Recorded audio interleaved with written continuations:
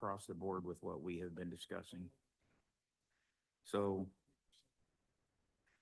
for that, I would say that, we need to have a discussion about the probation department and how we want to proceed with theirs.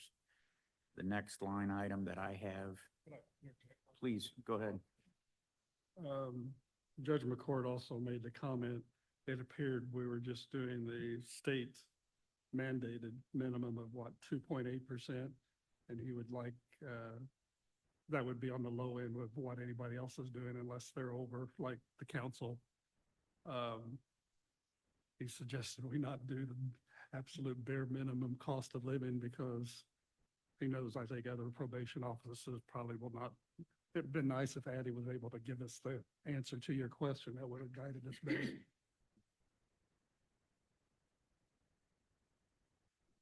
That might be a good, I appreciate that. I saw that last night and maybe something worth discussing because that is much better than 2.8%. Right, and I think the 4% was actually 4% above what the state minimum was, Yes. which is, I believe, what Judge McCord was really asking for. It was. The next item I had discussion with Addie about on several occasions was elected department heads. And elected department heads are kind of like the management team. Thank you. For, You have an extra one of those. It's on my computer at home. in my experience running a organization, everybody always tries to get the working people as close as they can, and the management team falls behind. And the elected officials, we know, we've had discussions about who in the world is gonna run for an elected position when they're supervising people that make more than they do. And essentially what I've learned is most of our comparables have not increased elected officials' salaries in a way that provides for any sort of adjustment related to that. I also discussed the possibilities of, basically the FLSA rules say any employee after June or January 1 that makes less than $58,656 should be paid overtime.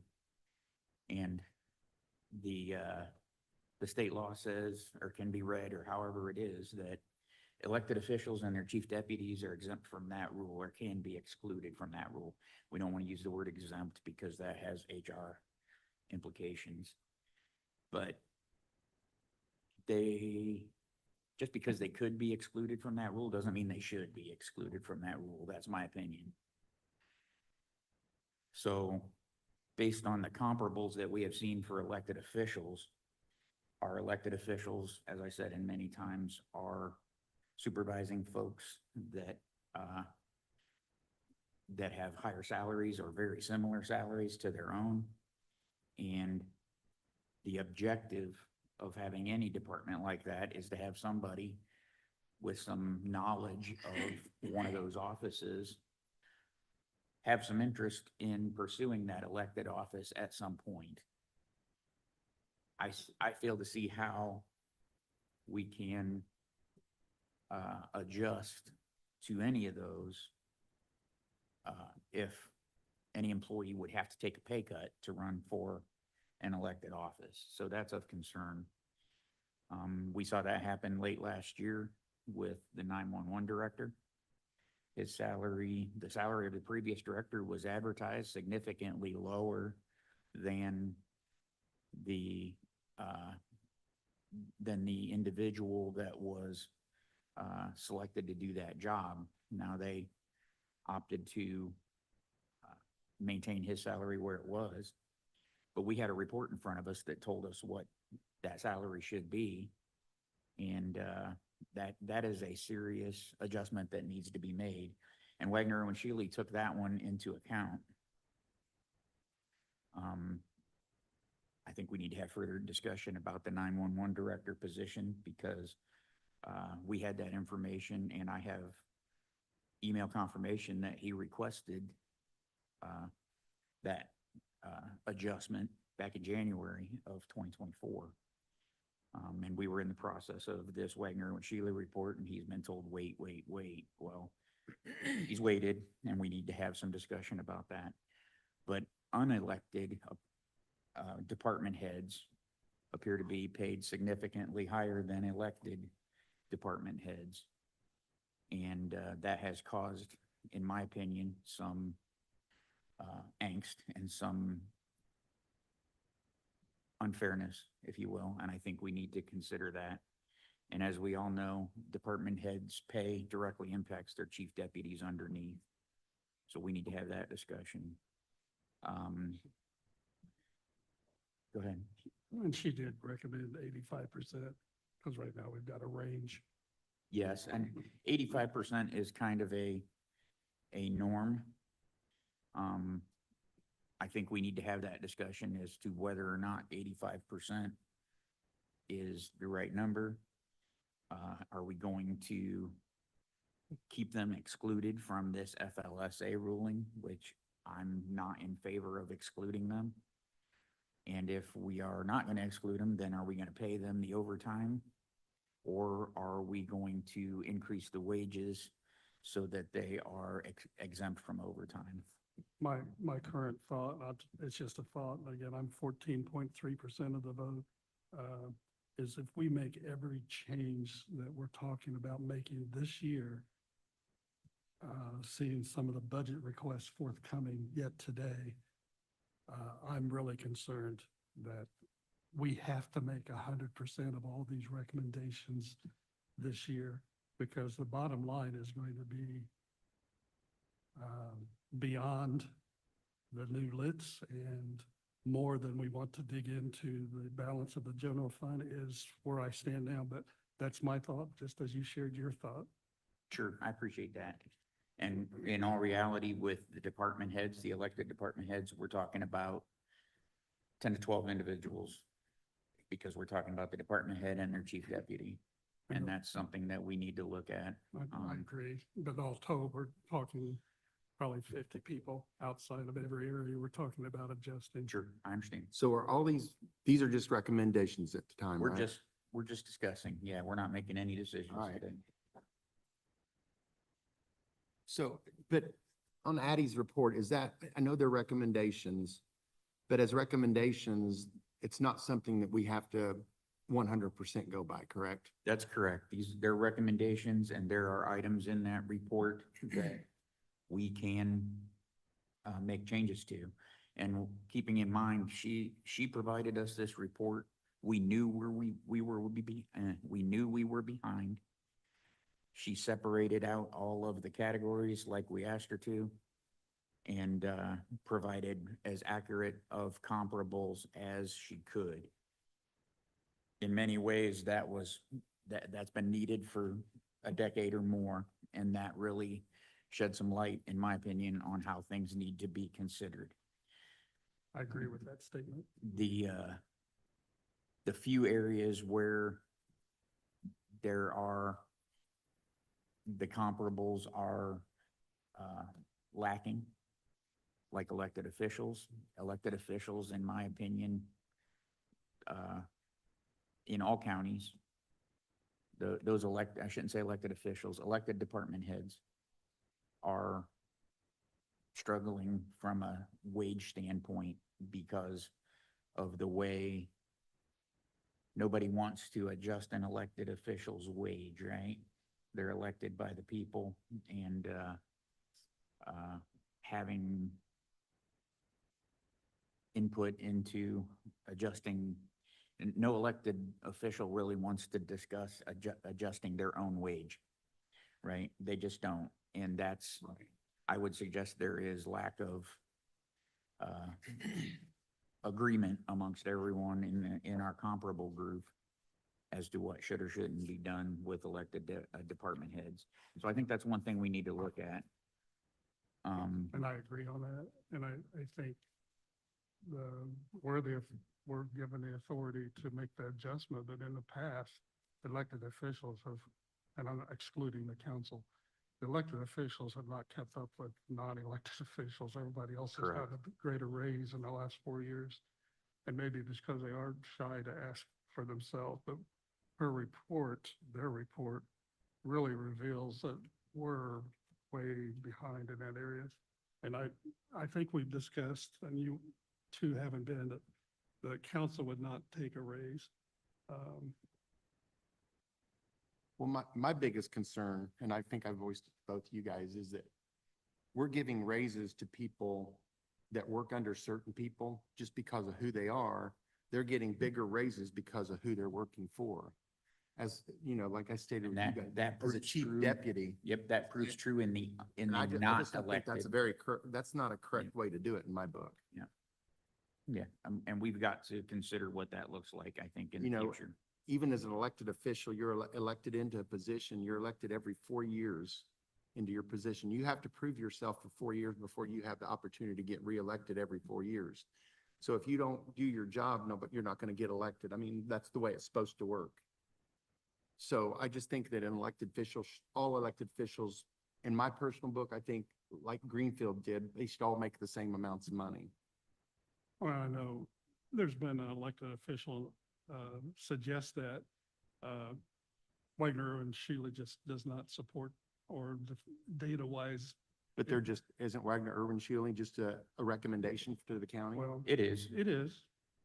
I mean, they're not the ones that make the decisions, the county council is. I agree, but we would be one of probably 5 counties to give them all the same, because it's a major outlier. That's just not done frequently at all. Very seldom is that done.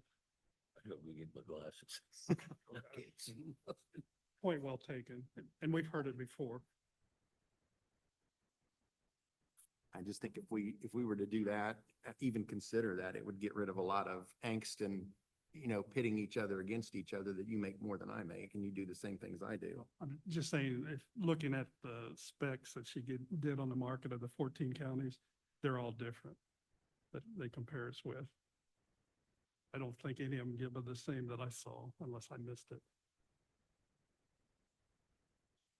The other positions that I had on my list from either previous discussions or discussions that I overheard was the park superintendent.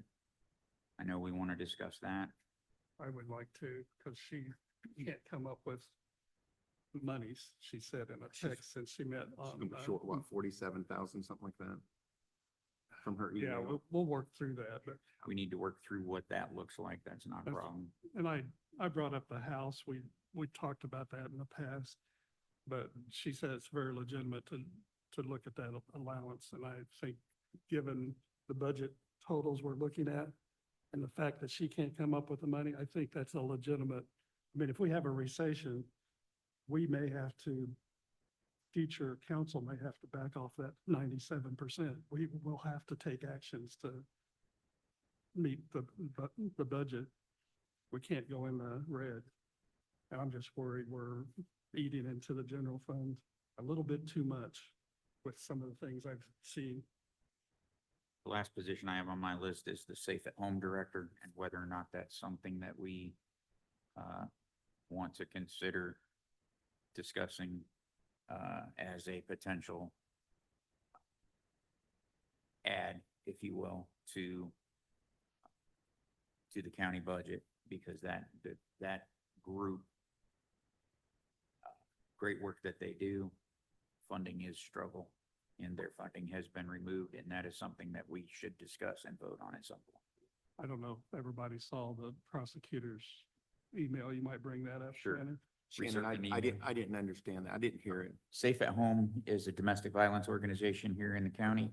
They work out of this building downstairs, bottom floor. They are not a department of the county. They are 100% grant funded. And the funding that they have generally used, the funding source, it's federal grant, is, it's called a VOCA grant, and its funding from the federal government was cut by 40%. So later this year, they will be struggling to even maintain, services in this county. They've done a lot with a little for a long time. And, they've always struggled to pay their, executive director specifically and, keep individuals in that position, attract and retain, if you will. So I had proposed that it's something that we could consider.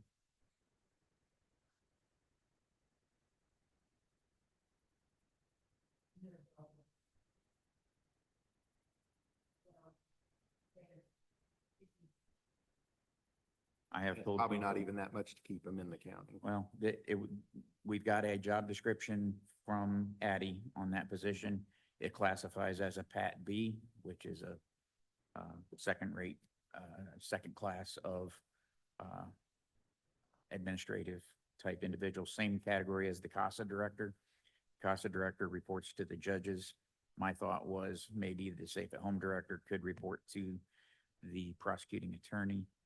And, his suggestion is they do way more than he is, sanctioned to do from a victim advocacy point of view by law. And he does not think it should fall under his department. So where it could fall, should fall, it could fall to commissioners. I do not think we want to take over management of Safe at Home. They've got a board of directors. They make their decisions. But we could help keep that organization in this county. And yes, my wife was the executive director there in the past. She has no interest in being the executive director in the future. I have no Especially interest. this month. Yeah. I will tell you that the wages that she brought home as the Safe at Home director compared Peanuts. against what I spent for helping, the individuals that she was helping to put clothes and shoes on kids and get food and So when you transport. said for better or worse, you didn't know all the fine print, did you? Right, yeah, if it were up to my wife, I'd have had a 20-bedroom home and I'd have been housing domestic violence victims at my house. My wife is very deeply, engaged or was engaged with that and very deeply concerned about those kind of things, so. This wouldn't have ever come to our attention if you didn't have that background experience in that, because we did not have that knowledge base Sure, pertaining to that department. I don't think, I agree with you. I don't think we want that under the council. Commissioners do have a precedent. We have a meeting with them later to see they do. We can What- discuss it with them. Yeah. with them, yeah. Yeah, so we're talking about wages and benefits for the Safe at Home director. It's something to consider. So those are the positions that I have on my list after the Wagner and Shealy report was given on Monday. Are there any others that anybody else had that I may have missed or have additional concerns for? I agree that the council should not get a raise, even though they didn't throw out the one county, so they took out outliers. I agree, it would look bad.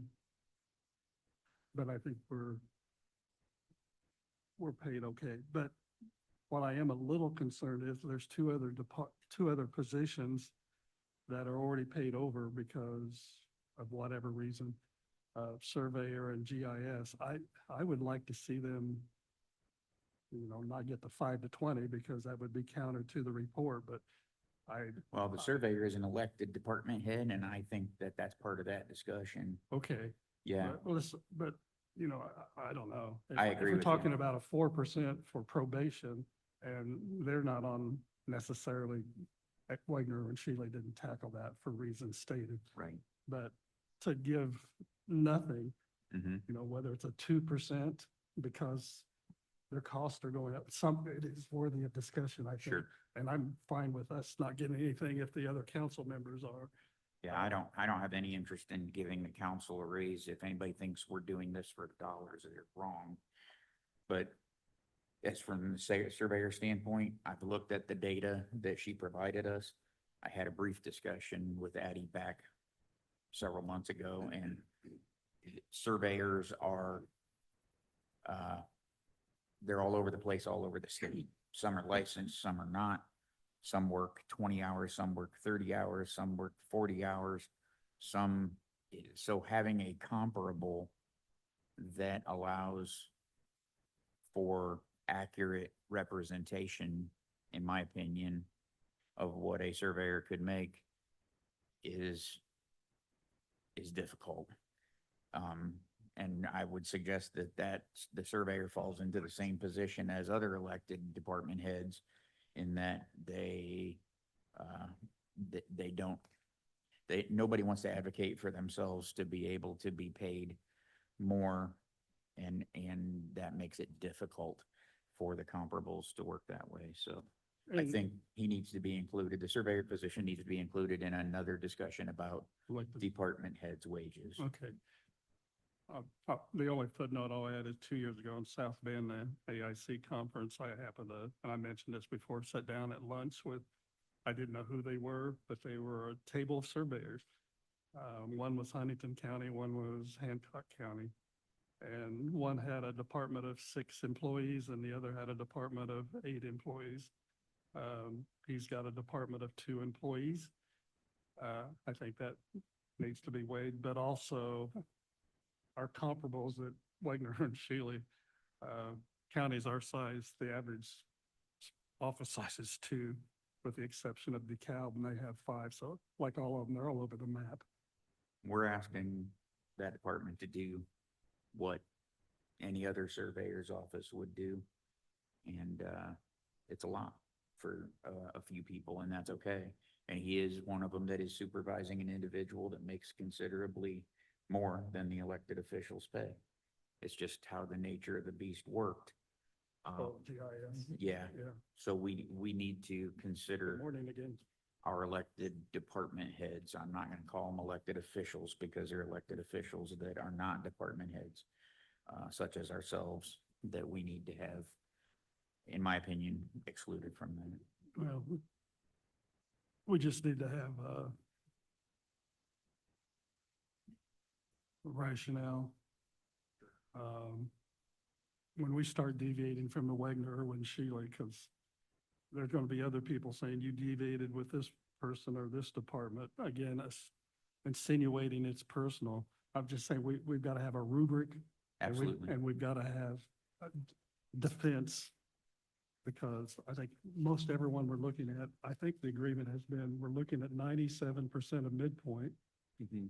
Unless there is an overwhelming reason to deviate from that, we need to give firm explanation if we deviate.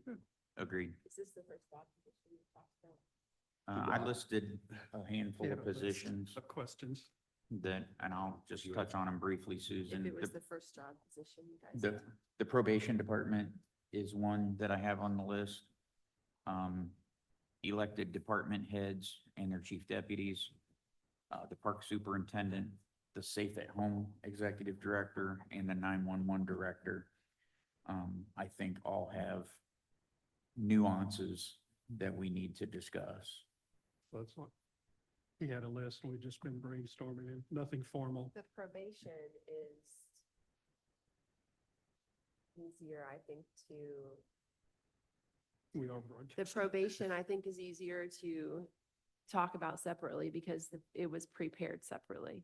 Yes, We didn't get a comp from WIS, right, and we got the AIC report right? that showed that, and what they have asked for is the minimum that was given to us by Addie, plus 4%, which is what Judge McCord had emphasized that he was, asking for when they were here the first Sure. day. As Debbie. soon as we talk about, changing the number of any department that was actually prepared in the same manner as WIS, I start to get nervous. Debbie did say that not having direction from us, she kept the 4% in what she updated us with yesterday or last night. So the sheet she gave us with the decisions that have been made based on 97%, she had 4% in yesterday's update. Yeah, so the 4% is Following there that. for, Okay. thank just you. for reference. It's not the 2.8%. In her budget, and Yes. it's still there. Okay. It's still there. Okay. Did Debbie, are you giving us new copies or were we supposed to print our own? I can do it electronically too, though, so it's up to you. I brought mine. I'd like one. It's not urgent. I can do it electronically, so you do it. If you're printing, please. Yeah. Kill some more trees. So they all reflect the 0.97 of Wiss's midpoint. Okay, Not really for you. It just took a lot of time for them to figure out who was who. But I can print it off on stuff and go back through from Shannon's paperwork and. good double check. I know Kyle mentioned that. That's all bad. Yeah, while I'm thinking about that, Stephanie does have questions that we need to address, Okay. related to some rounding and things like that. So let me bring up her questions and we can go through it.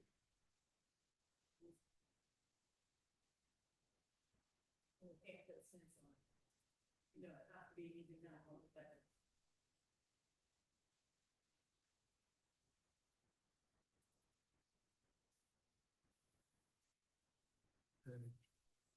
Kyle said he would be here around 9, first day of school.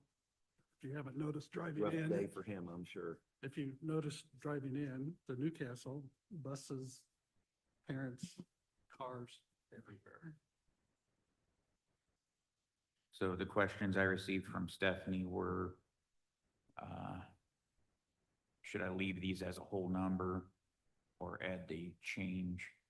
And I think leaving them as the whole number, what the calculations that I did included down to the penny. And, Stephanie, I think, has done them down to the dollar, which for the budgeting system, it needs to be, there's no pennies, I guess, so. So I think that's an easy decision for us. We will just leave it at that even dollar. Yeah. Round. She wanted to know if there was a decision on probation. We've already discussed that, the 4% on top of. Anybody opposed to that? And if sorry. we look, It's in the budget as 4%, and that's what we'd asked department heads to do. Wagner and Shealy didn't advise for reasons given. We okay with the 4%? I'm okay with 4%, yes. and then the last items are the elected officials. We've discussed making this change effective as early as September 1st, with a vote happening on August 14th, but elected officials cannot be changed until January 1st. So whatever we decide with elected officials, it will have to take place January 1. If we want to do some sort of stipend or something between September and January, we can. That also, though, directly impacts what the chief deputy's wages are. So chief deputies can be adjusted on September 1st is my understanding. So we will need to work out what those elected officials' wages are to calculate what the chief deputies are so that they can be compensated at the same time as everybody else. And I responded back to her that I believe we would like to get everything as close as we can and be able to vote on these things at our August 14th meeting. I do have one other email from her with a Stephanie? yes, and that is that the Wagner and Shealy report took into account the sheriff's wage at the beginning of the year, which was $115,693. And that was actually the wage that he had from last year. He, by statute, although if you recall, Joel let us know that his contract trumped statute for the wage to be changed to $124,717. We made that happen earlier this year. And we also gave retroactive payback to January 1 when his contract expired. That wage adjustment came down from the state. Again, he is due another mid-year wage adjustment, as his is based on a percentage of the prosecuting attorneys. So I believe we will have a salary ordinance for the sheriff at our August 14th meeting. I do not know what that number is, but I think we can do our best to find out between now and the 14th. I mean, we're gonna have a document. But that's not something we control anyway. It's not something we control, but it does impact the budget. And I talked to Joel and he has approved changing it mid-year, even though he's an elected official, because it's controlled by contract. Yes, Mayor. Well, He was opposed to yeah, that. his contract basically cited state law after the new Right. contract. The first contract he had said, this is your wage from January 1 through December 31. The second contract in January of 2024 said it'll follow state law, so. Joel told us we can change mid-year for him. Right, and, July and, 1st, you can change sheriff yeah, what time yeah, you have to sheriff, decide. the law says we can do a mid-year for the sheriff, so yes. Do you know what that dollar amount is that will be changing for the sheriff? Yeah, it is. I thought it was what was already submitted. I think it's already on. Okay, On this? thank you. Cause I can go back and. That's what I saw last night. I'm pretty sure it's the one. So that doesn't make that big of a impact. It's $4,000. That doesn't make that big of an impact on the budget. No, it does not. But every little bit we're talking about, if we're talking about $4,000 here, $4,000 there, $5,000 here and there, I know I'm starting to sound like Ken I and. was I gonna was gonna say, say, which one where of did you I was get- talking? Where did I hear that about a half hour ago? It's Yeah. all adding up to something that's. It all does becoming- add up, but I would also like to say that we are trying to make a massive correction Agreed, but of it's not- something. It's not unlimited, It's not unlimited. I completely agree, but and I'm gonna be the devil's advocate. you can be the devil's advocate, that's Somebody fine. better be, But making correction to some and not correcting the others and I said that too. is painful. And I have said it before, I'll say it again. Equal isn't fair, and fair isn't equal, I've heard that somewhere. and I want to do the right thing. I think we all do. And yep, and I'm gonna push for the right thing that I think is, And so And- will I. and that's okay, and that's exactly what we're elected to do. So, in my opinion, we have an opportunity here to correct the trajectory of how we take care of our employees that has been off path for a decade and a half or more. Since tax caps, Yes, and if we choose to do it partially, then we're leaving opportunity for it to be further off track down the road.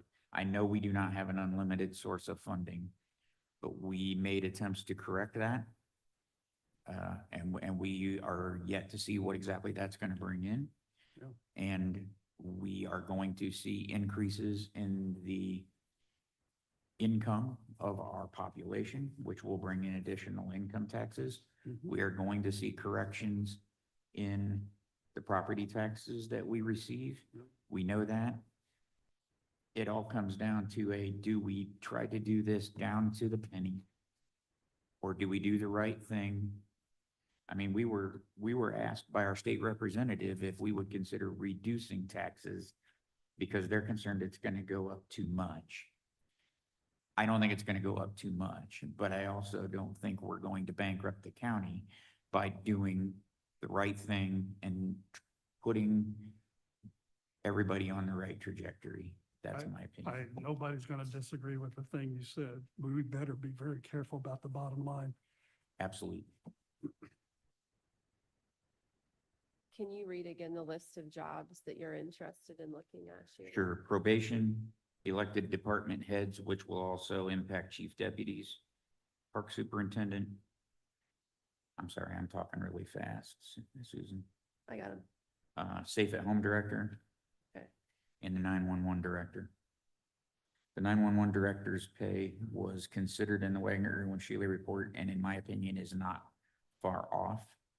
However, the request for his change based on that came in January of this year, and he's been held off without any job classification committee to go to, without any official request to the council. I think we should consider making adjustments to the wages for him. We knew what those wages were going to be. We had a report from the wage study that Butch had done. Are you talking about back pay or are you talking? I'm talking about back pay back to January 1 of this year, But not talking about changing the. not talking about Okay. changing the WIS report. And then you also had, the surveyor. Yeah, the surveyor is an elected department head, Right, in my okay. opinion. And we have, I'll have to go back and count them, in my opinion, 10 or 12 employees that I made a statement before you got here that they have not advocated for themselves in most counties. And in many cases, they are supervising employees that make more than they do. And we have done it to ourselves that we do not have an elected official, elected department head position that anybody within that department would strive to run for or try to obtain. Why would they try to obtain more responsibility for less money? More pain and agony, huh, Debbie? So are you suggesting that we would encourage someone that was licensed to run for that job? I'm suggesting that we can, so one of the things that we discussed with Addie was the FLSA requirements. And those two positions, elected department heads and chief deputies, can be excluded from that law. Just because they can be doesn't mean they should be. And how many times have I said that to you, Debbie? Quite a few. I do not feel that excluding them just because we can is the right thing to do. I would personally like to see chief deputies up to the FLSA minimum. And I would like to see elected officials' salaries, elected department heads, I should stop saying elected officials, elected department heads up to a number higher than that, that we can use a percentage of. And we may not be able to say, that all chief deputies make 85% of elected officials, but could we say they make 90?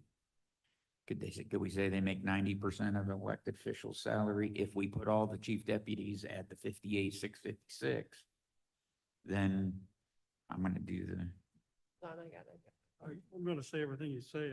I hope there's a calculator. that would put elected Fixed to department it. heads at 65,173. It looks, And you multiply those numbers times the 10 or 12 individuals, we are talking about some, some significant dollars. But as I said, we have opportunity to correct the trajectory of where we have done this, and I do not feel comfortable leaving that uncorrected. so if you look at the market given by Addie, all the elected officials are above, except for the recorder and the surveyor, right? Let me get there, hold on. One of the things I said earlier is the comparables. I suggest that nearly every other county has the same problem we do.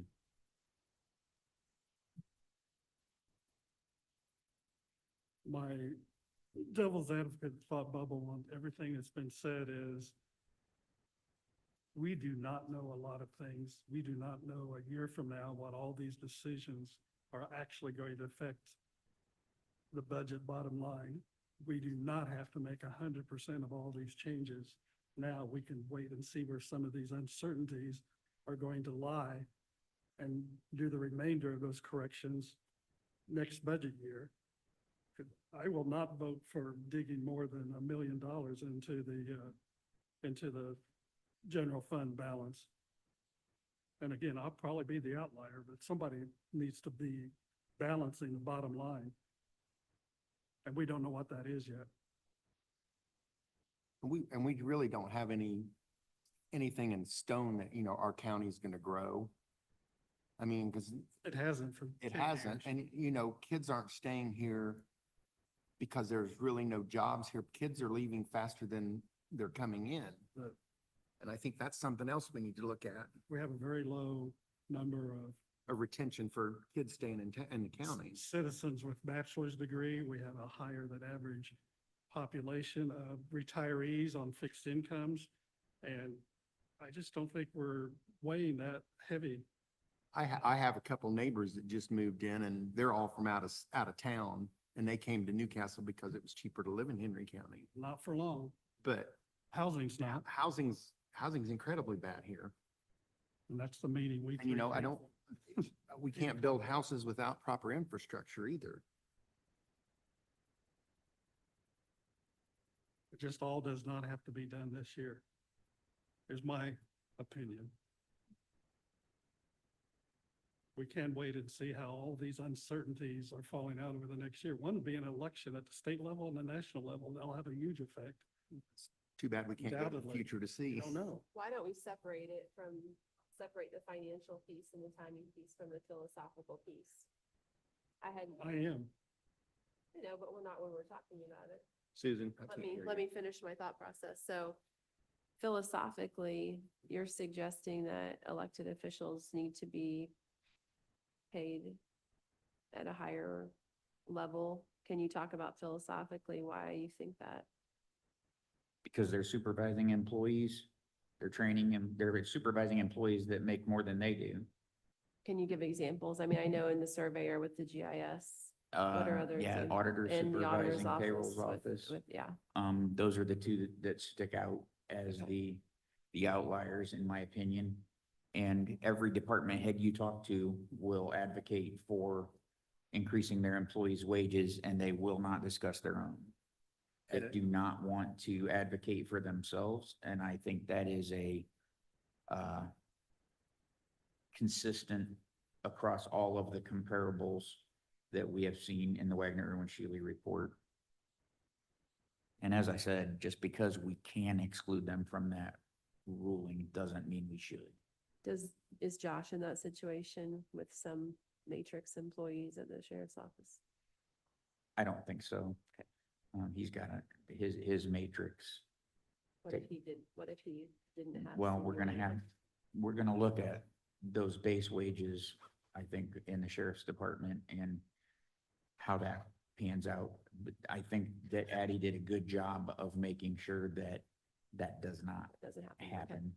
So that might be a department where it hasn't, maybe it has been that way in the past, Right. but I don't think we have that issue right now. We need to look at the merit polls So and compared to what the budget was. the two positions you mentioned, and I didn't want to get specific, and I'm not going to get down to the name level, but those are people pleading to make those adjustments. So that happens, and then all of a sudden, we have to automatically put who is supervising over them at a higher rate. I'm not sure I buy that 100%.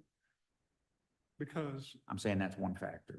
it's, well, and I'm going to be the devil's advocate and say, I'm not sure an unlicensed surveyor is paid $70,000, which totally flies in the face of the Wagner-Irwin-Shealy. And this is not personal, but this is more philosophical, because numerous department heads and elected officials fought for getting a qualified GIS person. It's never ending. Every SO that comes in, automatically, we have to give them a raise to be paid more. The going wage. And so once again, this is going to be a major outlier to the Wagner-Irwin-Shealy report that we paid $40,000, and we're already making exceptions. I think we need to tread carefully, is all I'm saying. Kyle, we may- I'm sorry, I was just gonna catch up, Kyle, really quickly. We were talking about potential exceptions to the WIS report. And then philosophically, how we feel about those, and then, of course, the bottom line.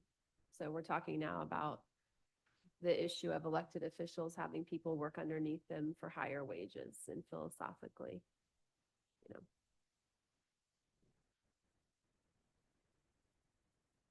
Philosophically, I think that the head of a department that does manage and run that department is the chief executive of that department. And they have a lot more at stake and on their plate and should be compensated higher than their employees. I know that there are certain exceptions, like I've heard you guys talking about, and we remember where several departments have come together and said, no, we're totally fine with this individual if we hire them. They're the best fit for the job to be paid more than us, but we got to get them in here. So those are always going to be issues that come up. Philosophically, I don't believe that we should immediately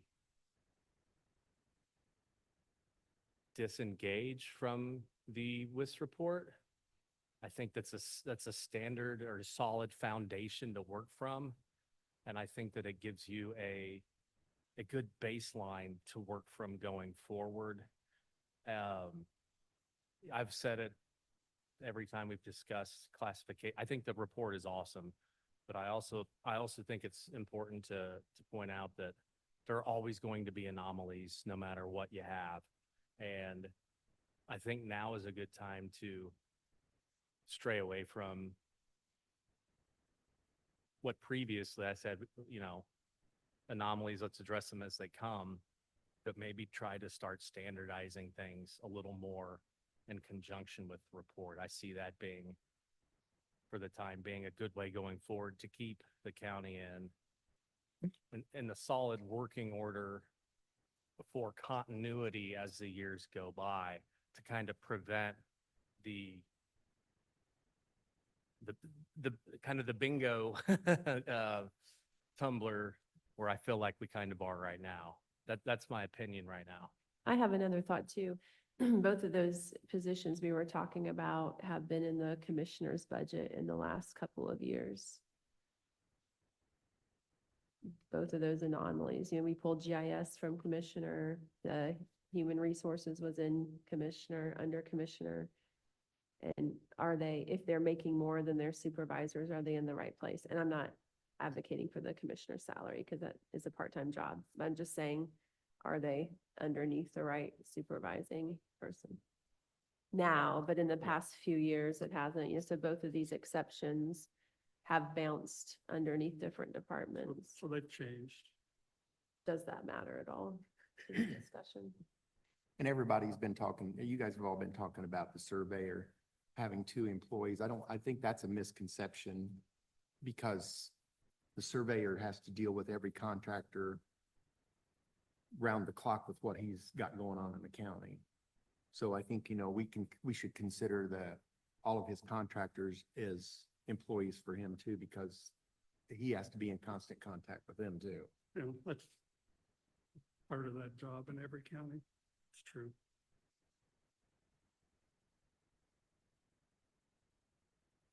What next? Yeah, so I guess to answer your question, Susan, I haven't considered what department they're paid from as far as who they're working with or working for. I mean, if we're thinking about raising wages in those areas because they work underneath them, then let's make sure that we have them in the right department before we do that. was So my you thinking. reshuffle them to like the commissioner's budget because of Only if that's the right thing to do. if that's the right thing to do. I was just Okay. saying it's interesting that the two that we're talking about as anomalies have moved departments in the last few years. And does that matter? Well, using don't- that rationale, we need to move the Practically, I don't, the commissioner's budget, salaries to 70,000 and I just said that wouldn't make sense because It they were doesn't make part-time sense. wages. I said She that excluded that. specifically because of my situation. I'm not I know, advocating for they're that. part-time, it's apples and oranges. What next? We didn't make any decisions. Are we making any decisions right now? I don't We're know. just discussing. I, philosophically, I believe that one council position and one commissioner position should be full-time and that they should be compensated as such, but that's a whole new well, there- conversation for a different day. Well, And if you guys, it's that your positions are all part-time, Right. but it's really not. If you go to the statute. Right. You guys are full-time positions, commissioners are considered full-time, you're an elected official. You're full-time. Full-time position. I understand that. I And just, even though you're not here all the time. you're Right. Still considered a full-time position. right. I'm an at-home employee. I work at home. 20 hours a week on this job. Can, Oh, can yeah. we, I guess we've got 6 of us here, can we come to consensus that the probation employees 4% that's in the budget is, It's the official hearing a on that good- motion we can't make motions today, can we? I'm in favor of that. at a hearing with We- a form. Okay, to be considered on We, August we 14th. can, we can consider that a consensus, that we can have those drawn up that way. I'm in favor. Harold and Mike, you I'm in guys good with favor. that? Yeah. Is that, That's the probation minimums plus 4%, Which is what was requested. which is in the what the budget. Judge McCord has. But Wagner and Sheila put them in the minimum cost of living at 2.8%. then that's what I was just Yes. making sure. And I of, don't know that if you were included in I the would support that. communication, but she doesn't, Addie doesn't have better data than that. She said it's too hard. Did you get that email? Too hard to calculate because of years of service. So Yeah, I mean, that would be better it's better, than the minimum. right? And I know that that would be very much appreciated by the folks at the probation department. So just to make it clear, Addie's was 2.8% and we're going for, 4, which is what, Addie didn't No, include. 2.8 plus 4 okay. is Oh, what. Addie included a 2.8% in the No. minimum. That's what I A- thought. Addie, Yeah, Addie's was just Addie the minimum. included That's what I the roughly Okay. 2.8, which got to the state minimums. state minimum. Yes. Susan, when she presented her budget, included the state minimum plus 4%. That's my understanding. She did. Okay, I didn't Okay. see anything. I did. I said I'm in favor of that. So, okay, with that after, I said I would, Q&A. I support that okay, because it's better than state minimum, which they've operated at. It is. And I think this is and without the, longevity. Right. this is the easiest one to talk about because this Addie's number was calculated in a completely different fashion than the rest of the employees. So this is Definitely an outlier, an outlier. 911 director. And that's a different situation because we're not talking about adjusting the WIS salary. We're talking about Back pay. back pay because he actually submitted his request for job, what's it called? His job classification review in January, Yes. and it was put off. Need more tape. I think his ask when he was here was actually higher than what was on the Wagner or Winchell, but Yeah, and I'm not suggesting I'm suggesting his pay should be consistent with the Wagner. Are there Shealy any other report, employees? 97%. That are in this situation that put in their request, Not that I'm aware of. because that's gonna be a sticking point if there I are. don't think there is. I didn't see any. None It that wasn't much, contacted it was me. a couple $1,000s he asked above. So can we come to, what's the question, back pay? It would be back pay and we can't vote on that, but we can ask that something be drawn up in a salary ordinance for August 14th. Right? Yeah, I'm okay To with pay that. back pay to the I'm 911 okay with director. that. If to there his are no other request. people in that situation that we're treating differently, I'm okay with that. And if there is, I think we, it's a case by case, like, we just have to examine Yeah. it and treat it similarly. We have to, yeah, Yeah, the email I have from Brian Tree was January 22nd. You two, do you understand? We're talking back pay because we had a job description for the 911 director early in the year. Yes. And we said, hold off. It was advertised at a lower position than what you suggested. And we're just making it right, Make going it back right to with it. I'm January good with that. 20 something that he just read. And retroactive pay because we've pressed the pause button on his pay until we got something from Wagner and Shealy. So we okay with the back pay to January 20 something? 22nd? Is that the only person that's, And that's going to be voted on at our August 14th Okay. meeting next Wednesday. A week from today. Or you have next, Shannon? Leaving the elected officials and chief deputies for last, do you want to talk about the park superintendent? My thought earlier that I shared before you all got here was, she said we could, regardless of what we said in the past, she's having a hard time making budget within her budget, her tax rate budget. That I personally said earlier that I think the home fringe benefit should be factored in. I thought I've thought that for a long time. I know that from what people I've talked to said it's $1,000 a month, but if we went with that, she would be taking a pretty big deduction. But I think when we talk to her in the next hour, that should be a topic for discussion because no other employee gets a home. Of the 329 employees, no one else gets a home to live in. And I So, believe that was was it Addie's recommendation or just She her? just said it was allowed. It was allowed, well, And- she said that's the way a lot of other, Right. I don't think counties there's a approach it. lot of other counties to There's compare not. it to. I think she's saying it would It be can be done. reasonable. If you wanted to do this, you could do it in this fashion. I don't think we should base the decision on the amount of funds in her budget. It's, I to me, agree. it's just what's I agree. the appropriate I thing. actually agree with that, but I think it's a Yeah. topic that we can discuss with her here, and it probably won't be well received. But I think it's reasonable. Current pay is discuss. 46 and external midpoint was 53.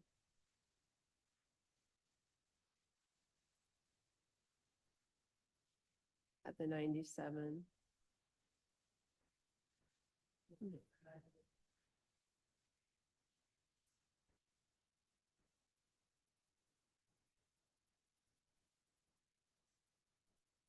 Something, when you're looking at her budget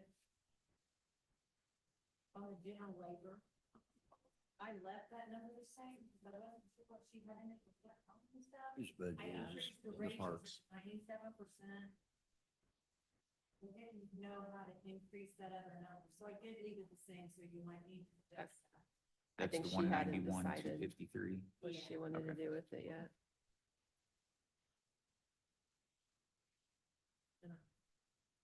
I'm printing you guys.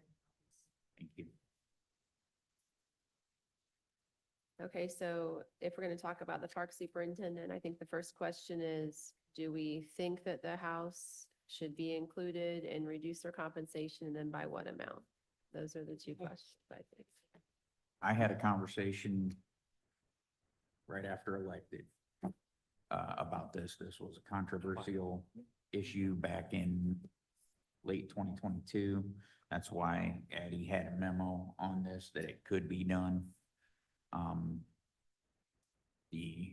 The way I understand it is she is required She's required. to be there by the park. And she's required to be there because she's expected to handle things immediately at the park around the clock, 24/7. Not that she's not allowed to take a vacation or anything like that. But a She's not case allowed was, to take vacations. You said it's not like she is Oh, not I- allowed to she's, take she's not- vacation. she's got to make sure somebody's there to take care of Right. things if she's not there. But it was traditionally and historically required to live there, and the value of the home was considered compensation for being at the beck and call of the park 24/7. That's how it was explained to me. That's why I voted the way I did on job classification back in 2023. And if she is not required to live there and can live as far away as she wants to, and no house is involved, we wouldn't be having this discussion. She would be at the wage that she's at. I understand it's a benefit. It's also a benefit she has to pay taxes on. It is considered part of her benefit package, if you will. And it's a unique situation because I don't think there's too many other Right. parks around like that. And the other thing there, Not she county would not parks, be yeah. excluded from the FLSA rules at the wages that we're presenting. Which means anytime she's at the beck and call of the park after hours, 24/7, we're gonna pay her overtime. Payroll. Pay her now overtime? Yeah. So. Okay, yeah, I know. See, that's kind of a catch-22 with me. If we're paying her overtime, Yeah. she's required to live there. Mhm. That's kind of a, I liken it to, I used to have to pay guys to be on call. They're paid to be there. If they Yeah, get we- called out, they get overtime. But they had to be paid to be available, which meant they could not go out of town. They had to be available to respond to power outages at a moment's notice.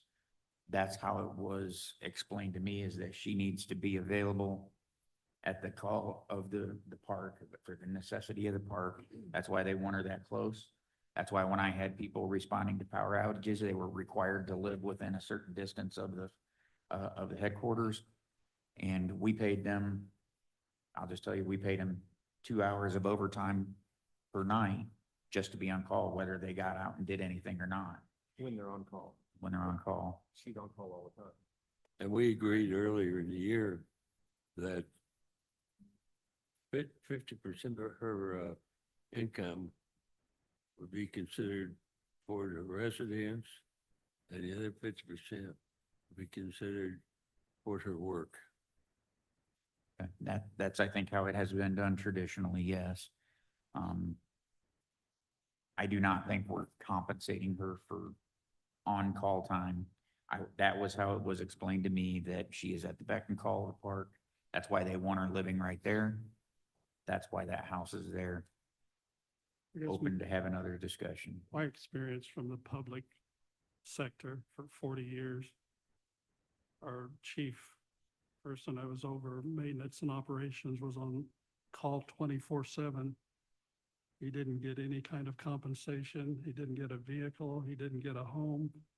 I say the public domain, like schools and county governments, can not be compared to the private domain.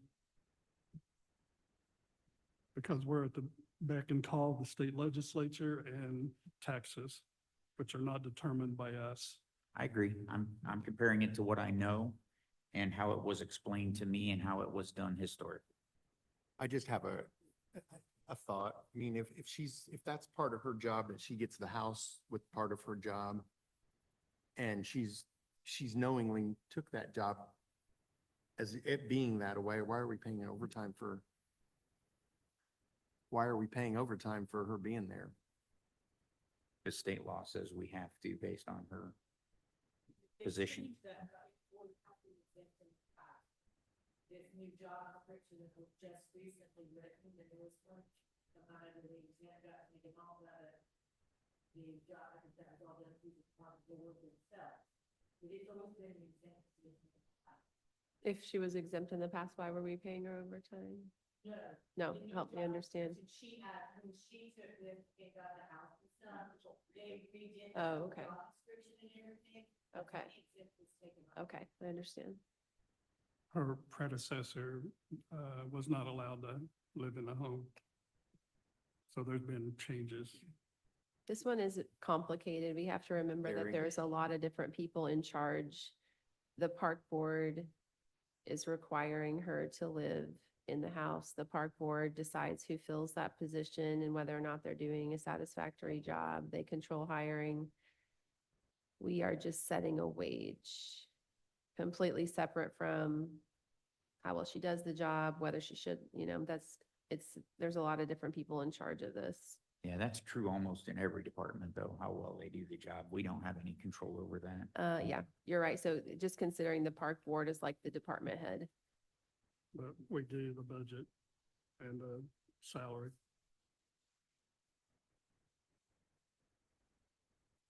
So if we said, okay, her pay now is 46,379. If we said we're considering the house a $12,000 value, that puts her at 58,000. She's still eligible for overtime at that point because she's not exempt, right? What puts her, is there a certain dollar amount that puts her to Well, exempt level? the 58,656 is an FLSA rule that says anybody makes less than that has to be paid overtime. Now, 40 years. that doesn't mean anybody that is above 58,656 that is non-exempt. There's definitely qualifying factors for exempt and non-exempt, and it has to do with the nature of the work, what access they have to data and information. I can't tell, that would be a good question for Stephanie or Addie. to- So are we calculating her overtime in with that? I don't see 58? overtime in her budget anywhere. I mean, where is she getting paid overtime? Comp Because time. we don't pay anybody overtime except for the. So it's just comp time, it's not paid overtime? Gotcha. Okay, Well, that's different. It's not paid, it isn't, but it is, because she's getting a lot more time off than me, so. But nobody gets overtime Until except for they've- the sheriff and highway. Right. So if she's getting comp time, she is, She can only She's- build so much comp time. That's in the personnel manual. That's, right? right? yeah, but that's at the department head, and we've seen in the past where department heads can go over. Well, if department heads are veering from the policy, there, we don't have any control over that. Yeah. Okay, so. Yeah.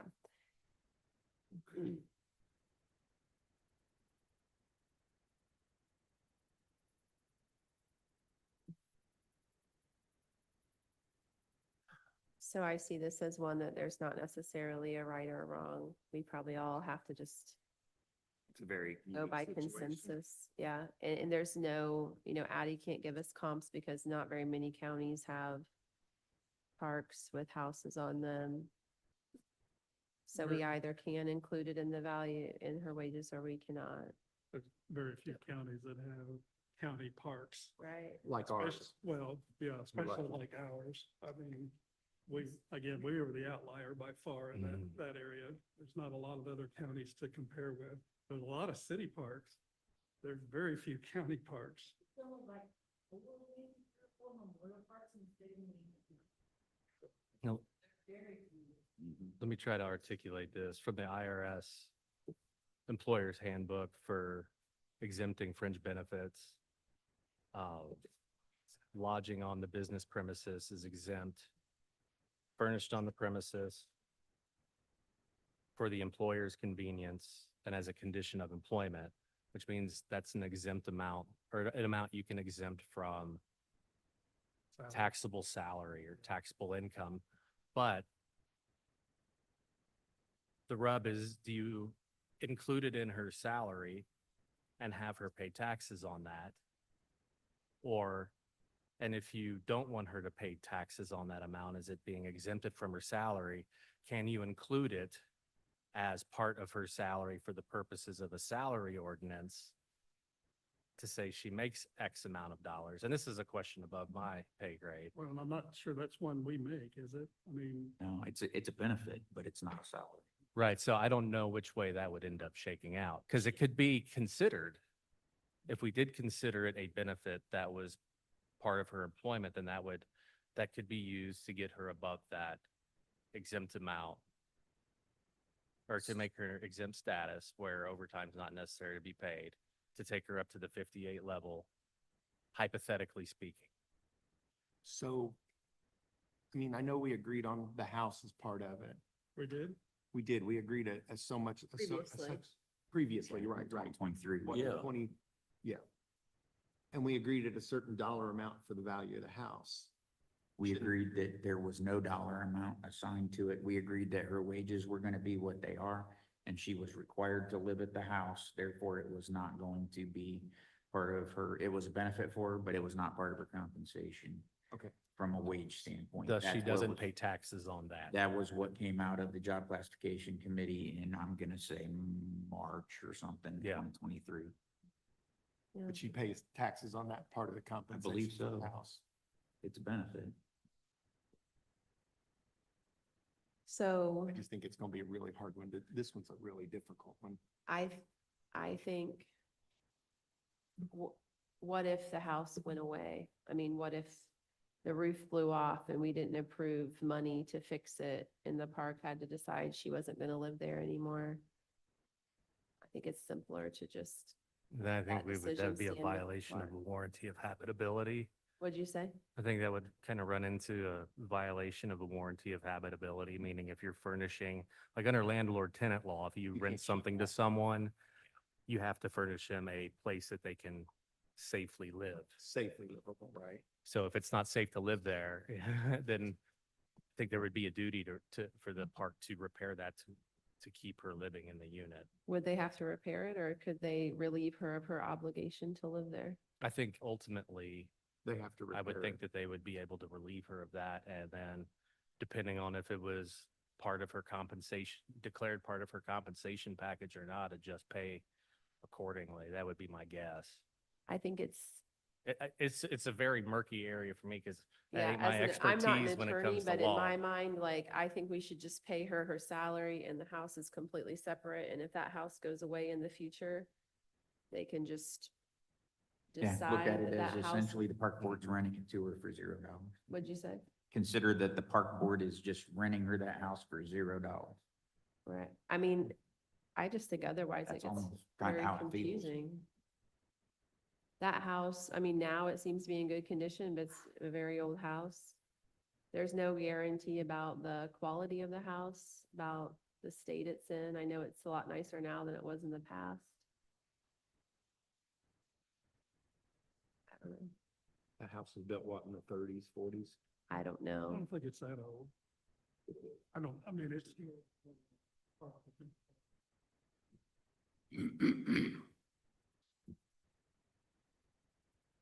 Do you think we can come to some consensus or not now? I know she's coming up in about an hour.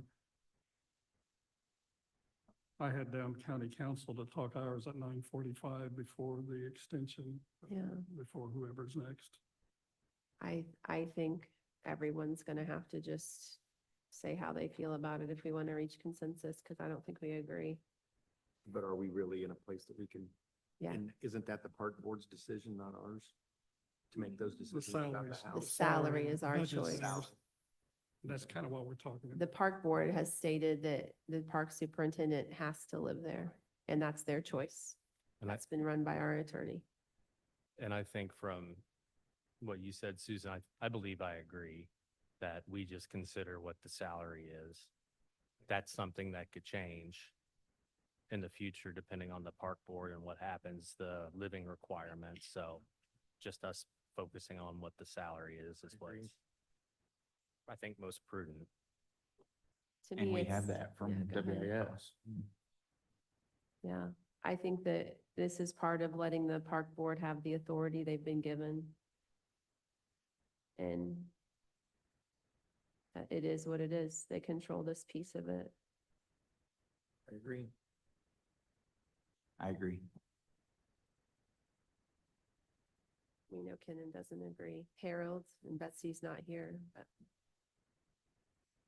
We could talk. Harold, what we're suggesting is we just focus on the salary of the park superintendent, and the house is not within our purview. That's the purview of the park board. yeah. So we would like to just focus on the salary as presented by Wagner and Shealy. Are you in agreement with that?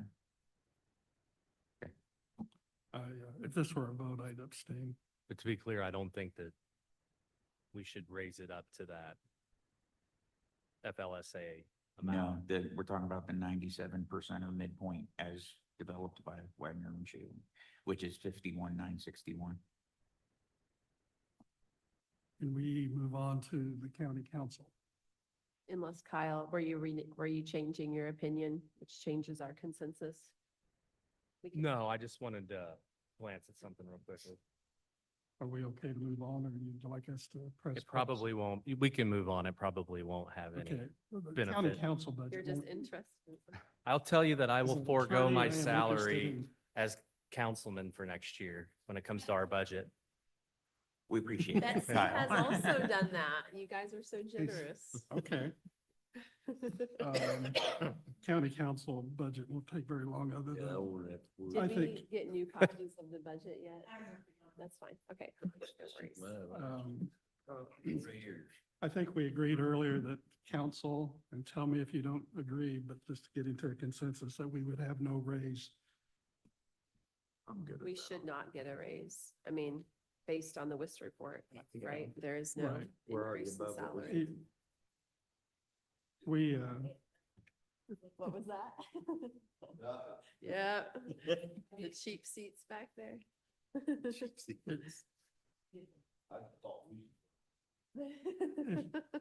I'll stress again, because we've been the topic of criticism that we're above midpoint. Very few people are above midpoint, but you take Fayette out, we're below midpoint. And, Okay, so like in the Earl and budget- Shealy said, I just anything took ten off percent this. or 10% above or below is removed. They did not remove that for county council, and that's the only position. So we are not above midpoint, but is it a consensus that we not have any adjustment to our salary next year? I'm good where I am. I concur. Kyle? Like it really affect you? Concur. Can we all confer? Harold, you okay with no raise next year? He's donating his I'm gonna be wages gone back anyway. to I you. know, Yeah, also man. Kyle, but Kyle agreed. You okay with whoever's here not getting a raise next year? Yeah, I don't care what you do with them. I'm leaving the end of this I year. know. He's We'll gonna, see how fun this job is. That's true. I've had 20 years won't of ask it. that I'm question. ready. You gotta deal with that next year. What do you Okay.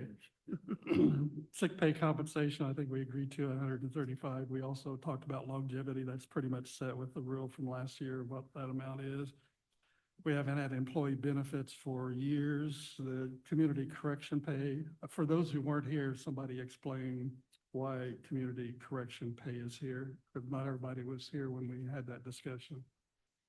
Why And this could change. Oh, in community corrections, in your budget, is it correct? Mhm. They don't have the money for overtime in their budget. I thought, so okay. it meant at the last meeting, I thought it was the increase in pay, but it's overtime. Oh, okay, okay. Okay. So this could go up more if their wages, this number could change. And it probably hasn't been adjusted yet.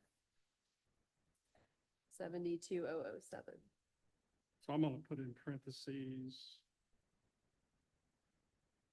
Raise. Not overtime. raise. And for those of you that weren't here, Community Corrections runs on a lot of grants. And their grant funding does not compensate enough to cover the wage increases that the Wagner and Shealy report at 97% equals. And So- they're the farthest behind. Yeah, they're the farthest behind of Yeah. darn near everybody. We're like 33% behind. Because the midpoint. grant just couldn't keep up. So if we include them in the raises, which the group that was here that day believes we should, they would not have the money from their grants to make those wages work. So we included $72,000 in the council's budget to be able to pay those wages. Any questions for those who were able to be here? You got a thought? I felt like there was maybe one or two others that were not exactly the same, but similar, where we might have to help cover. Was I that feel in- like that was for this year. The immediate piece of it, we told Angela we'd pick up her 24 increase, but I don't think we committed to anyone else for 25. Okay. But Yeah, I was just wrong. gonna say, if we're allocating for those circumstances, that payment under our budget, if there were other departments or areas where we had to do the same thing, I would say put that under our budget as well for consistency. That's all I was gonna say. The with that. consistency is important. Dues, no change. Legal services, it looks like half of it's been taken out for, I don't know. Debbie's not here, but that didn't change, 15,000, and it has been tapped for different things, maybe Joel, maybe something else. I think that includes Baker Tilly. Oh, okay, I'm gonna put BT in parentheses. like I this, did. our legal services is for Baker Tilly and Joel together. I think so. Okay. Basically contractual services. Yeah, we could rename it, but it's fine. And EIRPC and ARA. ARA is maintained at 10,000, so the $9,007 is the adjusted EIRPC. Somebody asked last week or Monday, are we getting our money's worth? I don't know. Don't know. Some would say yes, and some would probably say no. This is what I was trying to look up. ARA, we're getting our money's worth because they've leveraged over $500,000 in grants for us. What printers do is great. And reclassification, 100,000. Yes, the increases are all on. So yes. And now, Shannon, we don't need any of that discussion we had about raises and reclassifications. Correct. So we're good with 100. Okay. How, Refresh That- my memory because it's non-existent. How did we settle on the $100,000 on that classification? I know it's been discussed way back when. I know. And then in the past, we had, The I looked like the entire- 2023 entire actual new was one, everything? 54. It was just really high last year because of the way we did raises. We started that discussion over in the EDC conference room, didn't we? Like do we, 4 months ago. We may not even need that 100, but it's nice to have that to cover Okay. retirements, right? if something goes over, or this year, we're taking the extra, we're gonna pay for liability increases with it. So it's without doing an additional. It's nice to have a little bit we can. Shannon, for public record, could you explain what swag is? Any questions about the? You asked my Thanks, Kenny. definition of swag. Yeah, only the one you told us, which was the community corrections. And you already have it You corrected. had that so number, so. It's on the new one, Right. 72,007. Yeah, Also, did you do the EIRPC to change it? We didn't, do we need Because you were to? short in that this year, the 19, that you had in it last short year. $2,400. Yeah, you're short in it this year because it, And that wasn't related to what Kenan was discussing I with, know, I heard him say something about it. They didn't. did you get resolution Well, on that? They gave a larger amount because of, they didn't have Geo out. Did you get the record of when they finally took Geo? Still was stuff. It still went up a little bit. It goes by population, so I think our population since 2020 census might have gone up. So do we have the amount, what, actually, or is it reflected in this? 21,407 as opposed to 19,007. 21,407. And that's the amount after they took Geo out? Because I questioned that high number and they did not, they took, That was, it went up a little bit still. Okay, 21,407. okay, so E EIRPC, ARA should be, instead of 1907, should be 21,407. So that raises the $400. Gosh, because of reclassification adjustment, ours is one of the very few total budget bottom line that went down. Yeah, And that was a major I think adjustment. Debbie's went down because she dropped a person from her budget. Oh, We had a okay. few go down, Well, but I did say one of a few. ours might be, yeah, it was significant. We'll take it. And what was our next scheduled Well, tax? it's not until extension and it was at, right now, isn't it? 10:15, so we can go 10. back to the other. I squeezed ours in because I knew we had to deal with it sometime. How about public defender? She didn't want to meet, but I think we need to at least look at our budget because it did increase. And the number.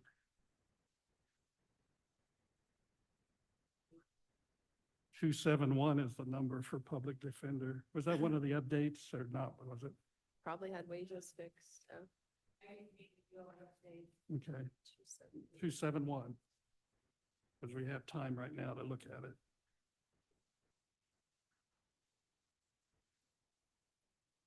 Probation. After emergency management.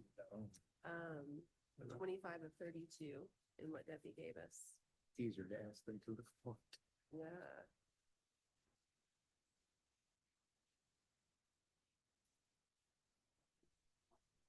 Okay, here it is. So if we look at the deputy public defender juvenile, which went from 47,000 to 77,000. Kyle, Yeah. what's the story with with the deputy public defenders? Are they part-time? Are we? Sorry. it's page- 271. It is page 25 of 32 of what Debbie gave us, because there's a revised copy. Because I wasn't sure if we were gonna take these wages from WIS because they were part-time, but I also didn't look at it very closely.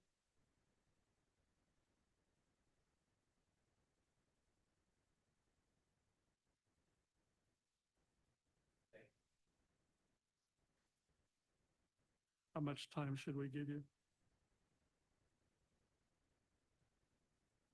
To think. to think. First, he has to You find the have page. 14 minutes until before he the starts thinking extension about it. office comes in. Anything wrong, thing wrong. Let us know if you need the whole 14 minutes. We need caffeine.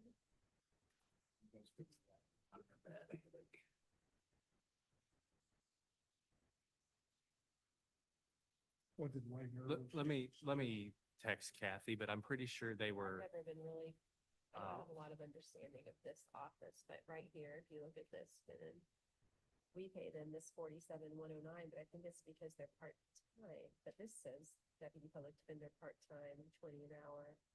That's what we pay them.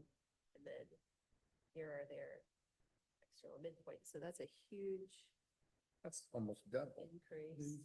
on the Because these flag. things want 30 hours per week, so these three are 30 hours a week, not 40 hours. Right. Post levels, okay, so current job title. I don't know. You think maybe Kyle needs to figure out what to do with that. you think she might have thought they were full-time and they're actually part-time in that? She made a note that they only work 30 hours a week. I just don't know if she made a note because it's not factored into the dollar amount.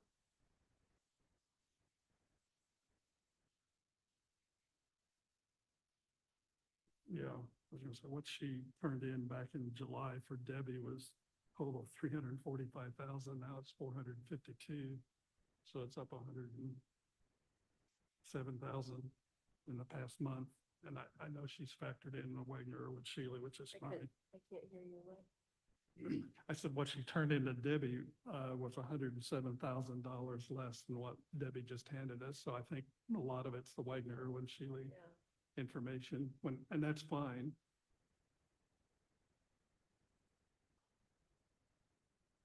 But I'm fairly certain that those are contract positions where that's a set amount.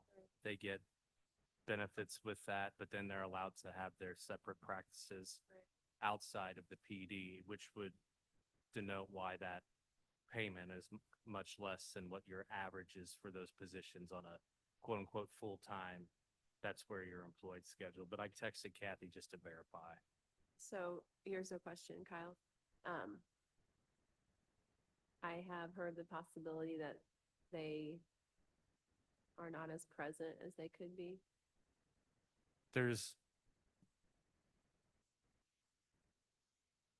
several, I think there are a couple of different contracts for those services, and I can't remember, or maybe it's just one, but I don't know the nature of, Do we need full-time people? Are there, this county absolutely needs more deputy prosecutors and more public defenders, but I think you're gonna find that to be the case in any county that is Right. not super well funded. right? That's my opinion. Okay, so the 77 is based on 97% of the external midpoint that's on the Wagner Right. Irwin Shealy report. okay. Yes, they all have private law practice and they all have, And they would not want to Contracts come with work Kathy. full-time with us because they would be taking a huge pay cut to do that. there is a possibility of that depending on what they do outside They're having their of. full-time practice and then they have this $47,000 contract is Yeah, what so you a lot are of- thinking. A lot of private defense attorneys or several that I know personally will have a private contract with the county to do public defender assigned cases, but then that just comes in as part of their general practice. It's a separate division Right, of work, separate pay. It's just, that's the way they operate, so. so without having Kathy here to ask her if she is interested or thinks that amount needs to be increased, So we probably don't have the right numbers in no, here. Debbie, what you put in this update is 97% of Wagner Irwin Shealy. What she asked for That's how it's was done or not. a 4% increase of the 47,000. We need her here. Kyle, could that go to, could that go to billable hours versus a contract, or is that something the county does? And the billable hours in that nature would just be a Astronomical. pain in the butt to work with, yeah. You want to have that simple upfront, I'm done, I know what I'm getting, and I know what is expected from me. Otherwise, the courts are approving bills, back and forth, and it slows down the Right, justice I process understand. even more.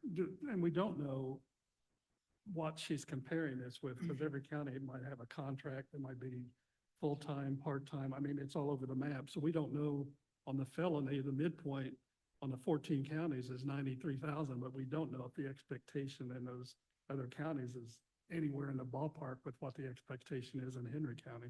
There's a lot of unknowns, are there not? There's a lot of unknowns about this. So we really need Kathy. I here. just asked her if it's possible to run over here for a minute. And if you actually look at the WIS report, Addie did not include those in our cost to in our cost increases, so that would be additional. She just included Kathy's position and then, It's tough to have come no up with an comparison. apples to apples comparison in this area because some counties will operate like we do. Some counties have a fully funded staffed PD office where they're all full-time employees. And at that point in time, then they're allowed, I think, under certain commission standards to take a certain amount of private cases on the side outside of their employment. so you already reached out to Kathy. So Yeah, that's, do you want her to bring any contracts? I don't think we need them, do you? I don't think so. I'm sure she knows what she pays her people, and Yeah. if she needs to increase that contract amount. Well, you see the update that Debbie gave you. She actually asked on her budget request back, submitted to Debbie, 98,000 for herself, right at 49,000 for the three that are now listed at, 77. Go to the rest of them. First, my goodness, just county general. First one was just county general. We said first one. So when she said she didn't care to meet, that she submitted it and there shouldn't be any questions. What she submitted was a 4% increase for those contracts. her and the contracts. And what I think we Debbie's update should- is at the 97% of the WIS. She wasn't. Which expect- brings the new questions on to Right. fully understand it, Right. yeah. Okay, Yeah, sorry, I'll spread out 6 feet wide Me here. too. maybe I might have that at home. I think I took it home with me. Oh, you did? I think I did. Okay. I'll get that. Bring it. Just, no extension will be here at 10:15, so we'll be butting up, but that's fine. We'll figure it out. Okay. If you do look at the rest of Kathy's budget, though, it is exactly the same. So it's really just, I think that's why she said she didn't need to right, show. it's just a question of those. We could just do the She's right. contracts at the PD. 4% if Yeah, we she's can't get a coming hold of her and adjust. the Sorry. range. No, you're good. So you're talking for the rest of everything down here, down below? Right. No, I'm just Okay. trying to figure out where I put one. Well, work comment positions we could deal with, True. because they follow Wagner, Irwin, and Shealy. And those No, have this should probably be been adjusted. 24. wanna Legal do- secretary was moved. You want to do that? No. Do the non-professional positions, the public defender positions, the legal secretary Okay, be this is all according to WIS, Lit and piece, that's 38,000. Appellate, lit Is it the correction. same as what she, probably not the same as what she put in July to Debbie? It's a comment position, right? Oh, my God. Okay.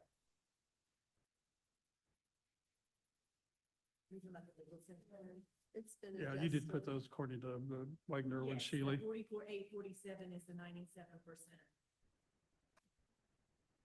Okay, so that should be okay. That's according to Wagner, Irwin, Shealy, 97%. Overtime is what she requested.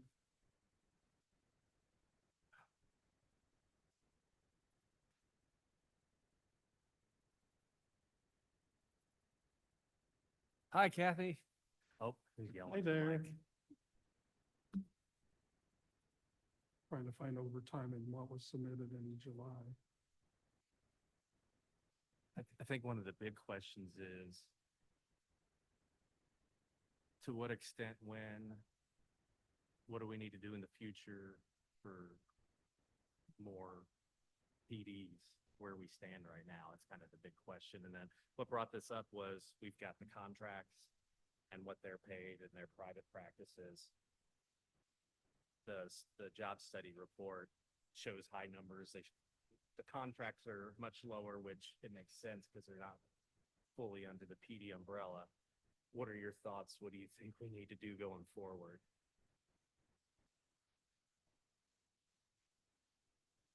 Yeah.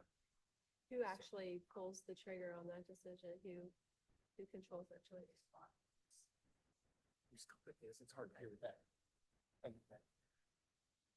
I know some of you are aware, I'm not sure that everybody's aware, there's a public defender reimbursement program where the state reimburses the county 40% of all expenses. Last count I know of, 63 counties in Indiana belong to that. We do not. We used to be. Somebody pulled us out of that program a long time ago. The biggest holdout is this contract that Judge McCord and Judge Crane have with Sorrell and Associates. That annual contract to cover the misdemeanors and the level 6 felonies. We have to have the level 6 felonies within my office in order to qualify to get in that reimbursement program. That's the number one holdout. That contract needs to be undone. And I've said it for a long time. He's a good lawyer that does those cases. He can't do them all. Those people are poorly represented. I could bring my secretary in here and she could tell you there's probably 10 phone calls a day of people complaining, I need to talk to my lawyer. Good luck. He doesn't answer the phone. There's nobody at that office. So all of your people on misdemeanors and level 6 felonies are not being adequately represented constitutionally. That needs to be brought back into my office because I'll make sure that they get taken care of, that they get to speak to their lawyer and they have access to their lawyer. But that contract has to stop being signed. And we don't need the misdemeanors, but we have to have the level 6 felonies within my office for us to even qualify to get back into the reimbursement program. All of the level 6. All of the level 6s. And then the council would have to vote to get us back in the reimbursement program. That would increase your salaries. That would increase, give the ability to get more lawyers. And yes, it's going to cost more to get more lawyers and we're going to get raises. And yes, I'll get a raise too. Don't you think I should be making the same amount of money as the Hancock County Public Defender? Yes. The Delaware County Public Defender, the Madison County, do you understand that they all make $60,000 more per year than I do? Wagner, Am I getting Shealy, paid less? they pointed that out, Wagner and Shealy in the report. And she was shocked when I met with her that we weren't in that and that my salary was what my salary is. I have 3 degrees. I should be making more than I am. And you'd also have better representation because they have case caps. That's what part of that program is. They cap your caseloads so that we're not all overworked. And these people are your people of the community. Even though they're sitting in our jail, they deserve to be adequately represented. But you're still going to wind up either paying the same amount of money overall, possibly even less, because 40% of that's going to get reimbursed from the state. So there's the problem. That's been the problem ever since I've been here, and I can't seem to do anything about it. Well, we met with the judges and they're not in favor and they hold that contract. And we can't tell the judges that you have to get rid of that contract. We don't have that authority. We have authority over the So they're wages. still not interested in undoing that They're not, contract. they're not. And they can tell us, basically, they can order us to do whatever, and they've not, that was 2.5 years ago, we had that conversation, so. But has anybody had that conversation with them recently? No, They just signed the contract. They just sent the contract. It's a yearly contract. They have no idea the amount of complaint phone calls that we get. Have you had that discussion with the judges? Have I what? Have you had that discussion with the judges? I tried to have that discussion with Judge McCord once. I don't recall necessarily with Judge Crane. Obviously, the judges don't answer the phone. My secretary come in here and tell you. I answer the phone when she goes to lunch. I don't go to lunch. The constant phone call complaints. Nobody gets to see their attorney. They see their attorney the day that they go to court. So if you're sitting in jail for 2 months until your court date, you don't get to see your attorney.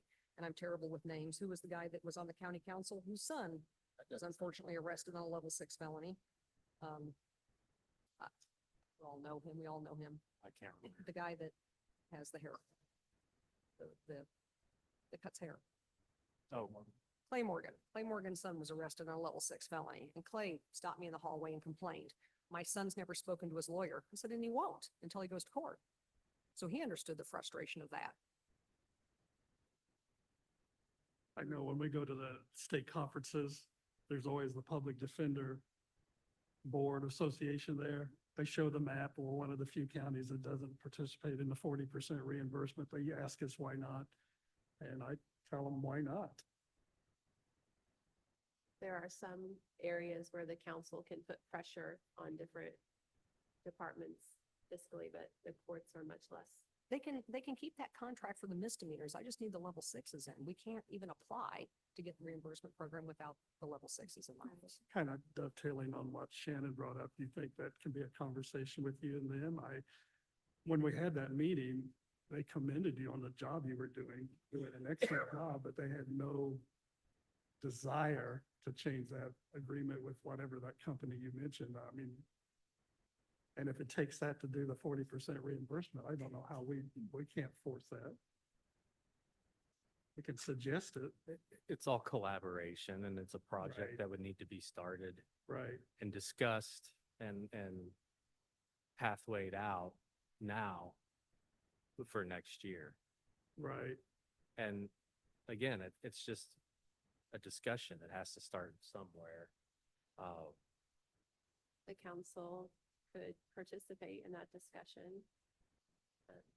And I think the number one thing that if that discussion were to occur would be to have one of the representatives from IPDC here to answer questions from the Public Defender Commission's point of view. And they're Or willing, council. because each time I ask them, are you willing to come down and have a powwow with us in Henry County? Of course we are. We've been wondering why you're not a part of it. They've come down here and met with my board before, but again, it's all a moot point unless I have the level 6 felonies in my office. On the topic of your deputy public defender, juvenile, misdemeanor, felony, what are their expectations, hours? Are they on the retainer or what? Because 47,000 and your request for 49,000, what are they expected to do? And is that satisfactory? We don't know. I mean, you're talking about their hours and stuff? They're, Yeah, we don't know the contracts. Are they paid It's like, they're considered full, competitively or at all or not, or I don't know. they're considered full-time because they get benefits. benefits. Okay, And so they're supposed to put in a minimum number of hours, do you know what that is? 30, And these are attorneys yes. that are getting 49,000 and It's- expected to work 30 hours. So their hourly is not great. Right, keeping in mind attorneys, even in Marion County, attorneys are working even after hours. Whether you're thinking about your cases, what you have to Oh, yeah. do, phone calls that you're taking, that doesn't necessarily mean they're sitting at a desk that many hours. We get called into court all the time. It's Joe Lansinger, Sean Rao, John Goff is out of Fortville. And then David Scott's just part-time on Wednesday. So those are the three full-time. So they have practices aside from, so this is just a supplement. They're up to 30 hours. Their expectation is you're available 30 hours Right. to do what's expected for Public Defender Office of Henry County. Joe Lansinger and Sean Rao are mainly the chins, so the children in need of services cases when children are removed from parents. The problem is we have to have a separate lawyer for each parent. So usually you have a mom and a dad, and oftentimes there's a mom and dad and a boyfriend or a subsequent father. So each one of those people has to have a different attorney. So Sean's considered first in, Joe Lansinger's second in, and I'm third in. And then John Goff does the level 5 felonies and higher in Judge Crane's court. I do the level 5 and higher cases in Judge Witham's court, but then we have conflict. So when two people get arrested together, I have to take the second person in Judge Crane's court, or she takes the second person in Judge Witham's court. So you asked for 49,000. Is that reasonable or do you think it's around 50? I'm just brainstorming. That For what they number, do, that number was put down because of the 5% increase that we 4%, were told, yeah. 4%. Okay. We just don't really have a comp for that in the WIS report. You know, we have what your position is at average market value with our comp group, but we don't really have that same type of guideline to go because it's based on 30 hours. So we're looking for some type of suggestion. Is the 4% right? Or- 5%, I mean, 50,000, is that, you know what they do, you know what the expectation? And 50 would be a good number. Okay, I mean, obviously for mine, I'm not just saying it for my own, of course, everybody wants more money. My position is terribly underpaid in comparison. I'd certainly like more than 4% if and that's we do, possible. and we do have a Wagner Irwin Shealy on you, and it's close to 100,000. Yeah, That the 97% of market that we're budgeting is $100,012. The average market was So- 103.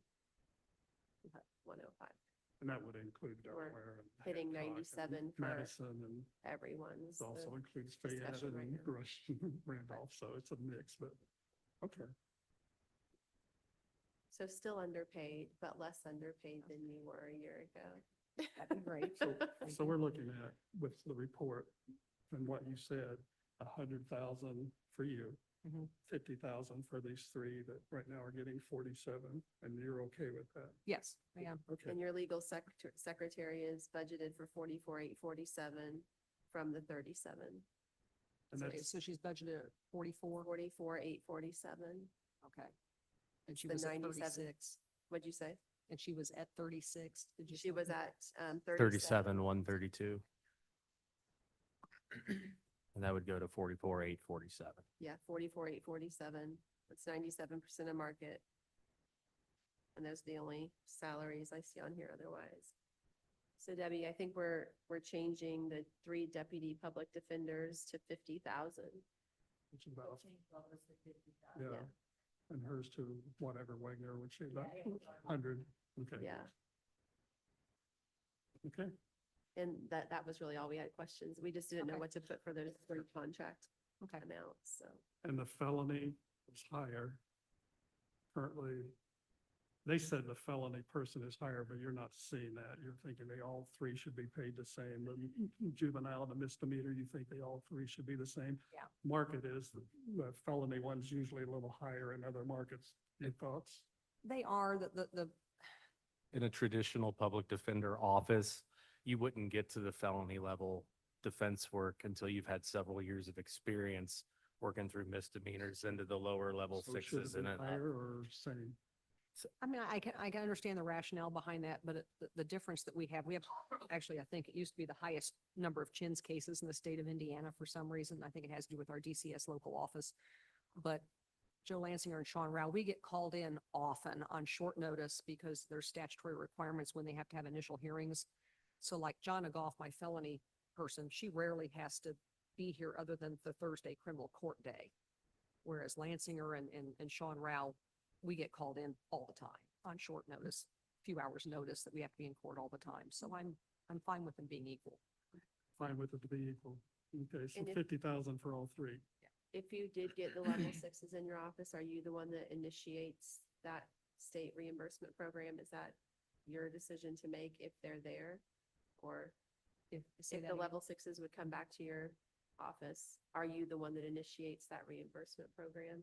Yes, I would be requesting a vote of the council to get back in the program, yes. Other questions? Thank you for taking time. and Thank you very much, thinking of Gabby. this. Your answers are very important to decisions here. Thanks. Thank you. Extension office.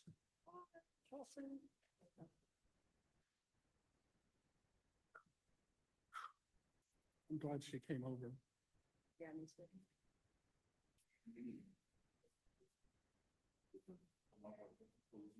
Yeah, under whatever, Wagner and Shield was for her, what's it, I mean.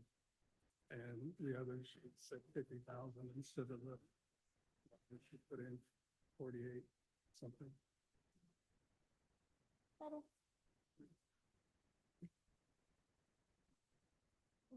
please give me a second. County extension is 011. How are you doing? Good. So we have your requested budget and then we have received the wage report from WIS. So we went ahead and updated the wages with that, which raised your wages up. So we can tell you what those are if you don't already have the report. And then we Okay. can talk about in the rest of your budget. The first deputy is 41,179, as is the second deputy. And then I think the rest of what we have, I'm just checking. Yeah. Okay. Okay. Considerably more than 4% Yeah. of their, The rest of your budget didn't change significantly from last year. No. You asked for office furniture again. Yes. Did you get any office furniture last year? No, and I actually came prepared to explain why, just so I can also approve we still need it. Just based on shopping around and looking, the hope was not to get another hand-me-down, which is kind of what we've been receiving, and we've made use of that, but, I mean, what I'm looking for is fairly basic in the world of office furniture, and still, I would still be about $2,000 short to get something that would fit our space and still be functional. One of the least expensive options, even in our complete office supply book, was estimated 3,601, and that's just the desk with a return. So that's not anything like additional that, that's not a standing desk. That's not a, nothing with bells and whistles by any means. have and you it's still- looked at Costco, Sam's, or the Restore? No, I haven't spent time to go Have you gone to every shopping Goodwill in for that Indiana? outside of the count. Goodwill? Just kidding. No, Just kidding. we do a lot of work with the complete office supplies, so I generally have been shopping their catalogs. And, I have not spent time going to IKEA or, Do they give Understood. you government discounts at all, or is what's in there, what's in there? I mean, I can request, yeah. Yeah. Okay. What is the process usually for replacing people's office furniture? Do they ask for it in the budget? Is it from their personal perpetuation funds? I mean, no, I know for her, but just in general, for other departments. So you can, if you had a desk that was falling apart, you would use your perpetuation? Yeah, I'm inclined to give them the money they need for this desk. I'm not opposed. She's brought that up the last 3 years. Did you say you're not? I could. I'm not get opposed. The Yeah, I've 1,500 been over spent there down on often, like so Be a need. shelving units, bookcases. It's deficient compared with other offices. Mhm. And she's Right. been good enough to take hand-me-downs for years. Right. Right. My hope, though, the original request was for a desk, and that only covered like half of a desk. So, So, if we hypothetically, if we budgeted 5,000 this year, does that get you what you need, or do you need 5,000 for 2 years, or what would get you where you need to be? 5,000 for this year would definitely get us a good start on replacing the furniture, yes. Like, fine, so- Say what? What about next year? Then, I mean, it would be 5,000 for this year, 5,000 for next year? Or would I be asking for additional next year? I think that's Susan's question is if we were gonna give you 5,000 per year, how many years would it take for you to not ask for any more? Mm-hmm. Yeah, so the secretaries had looked to see what their desk replacement would be. And theirs is in the middle of the office, which I have it bookmarked somewhere. The multi-person desk is about 5,064.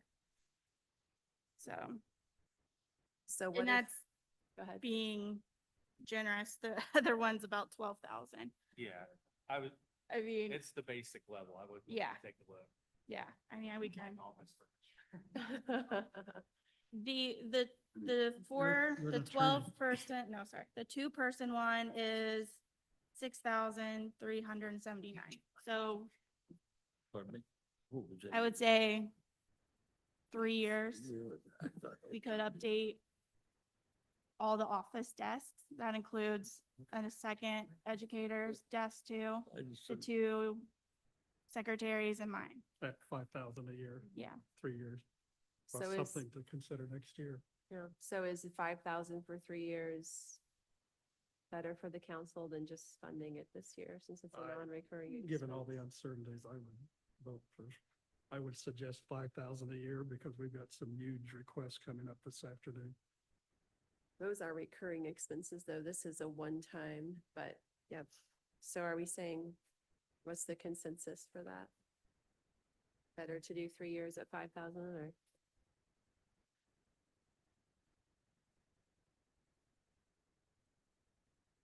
You got mine. I know we've been having this conversation since I've been on the council. I'm thinking we just buy her the furniture with the $7 million we have in the bank and then she's done next year. It's zero That's what I was. next year. I gonna don't ask see the her. huge advantage to spreading it over 3 years, but I could be missing it. So that's why I asked the question. I didn't hear you. That will what? It may or Not- may not buy follow her through. furniture. They may not have heard it as many times as we've heard it. It's not a need that's gonna go away. We buy a lot of Goodwill furniture in our house and it eventually breaks sooner rather than later, so.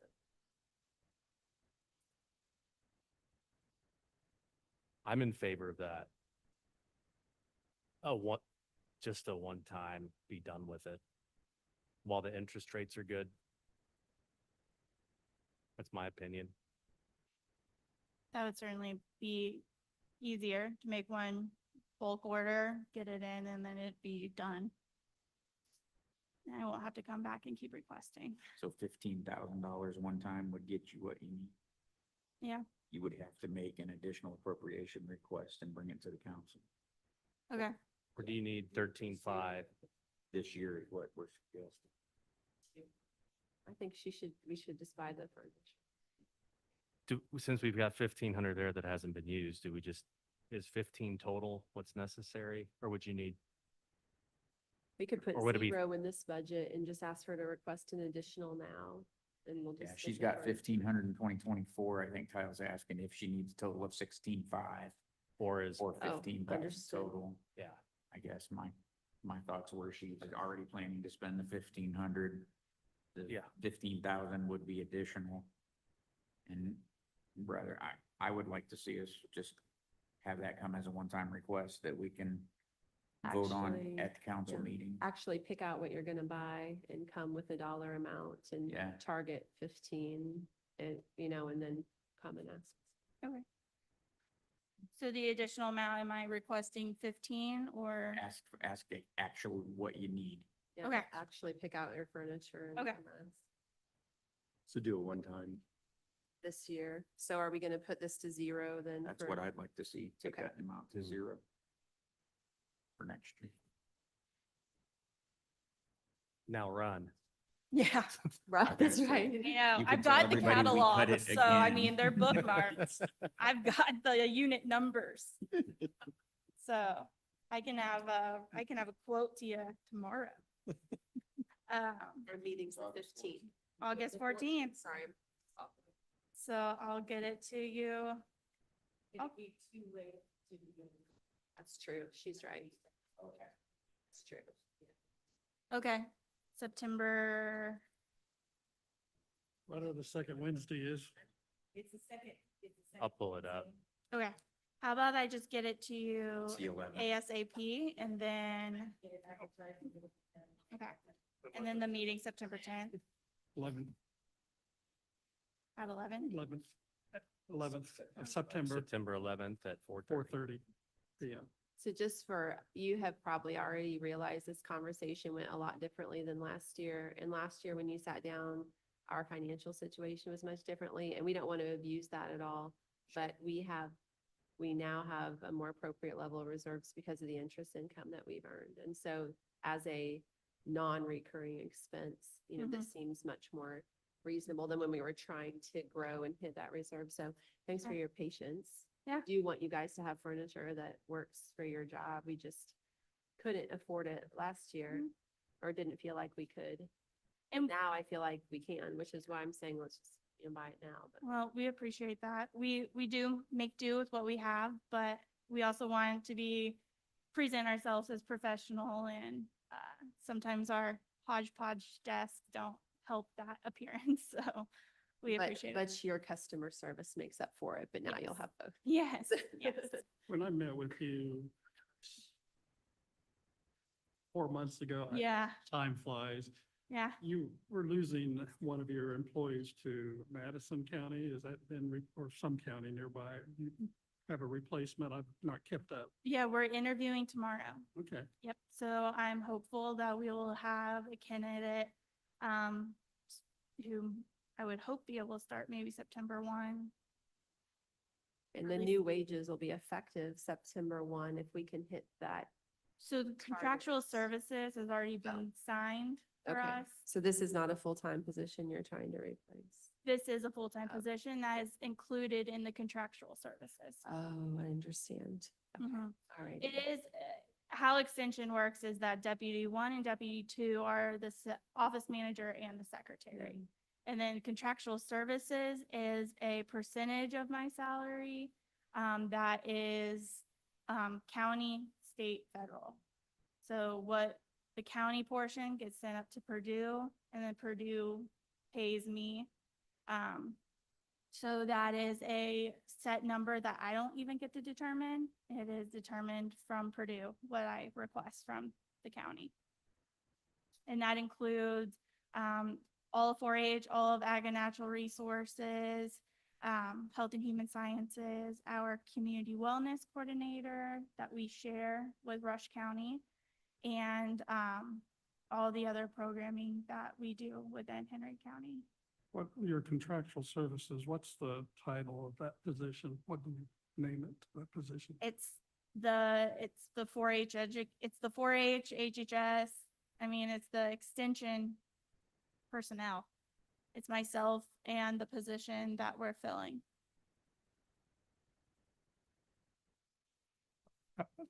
It's not convoluted at all. Not at all. No, not when you mix in all 3 of those parties to determine my salary.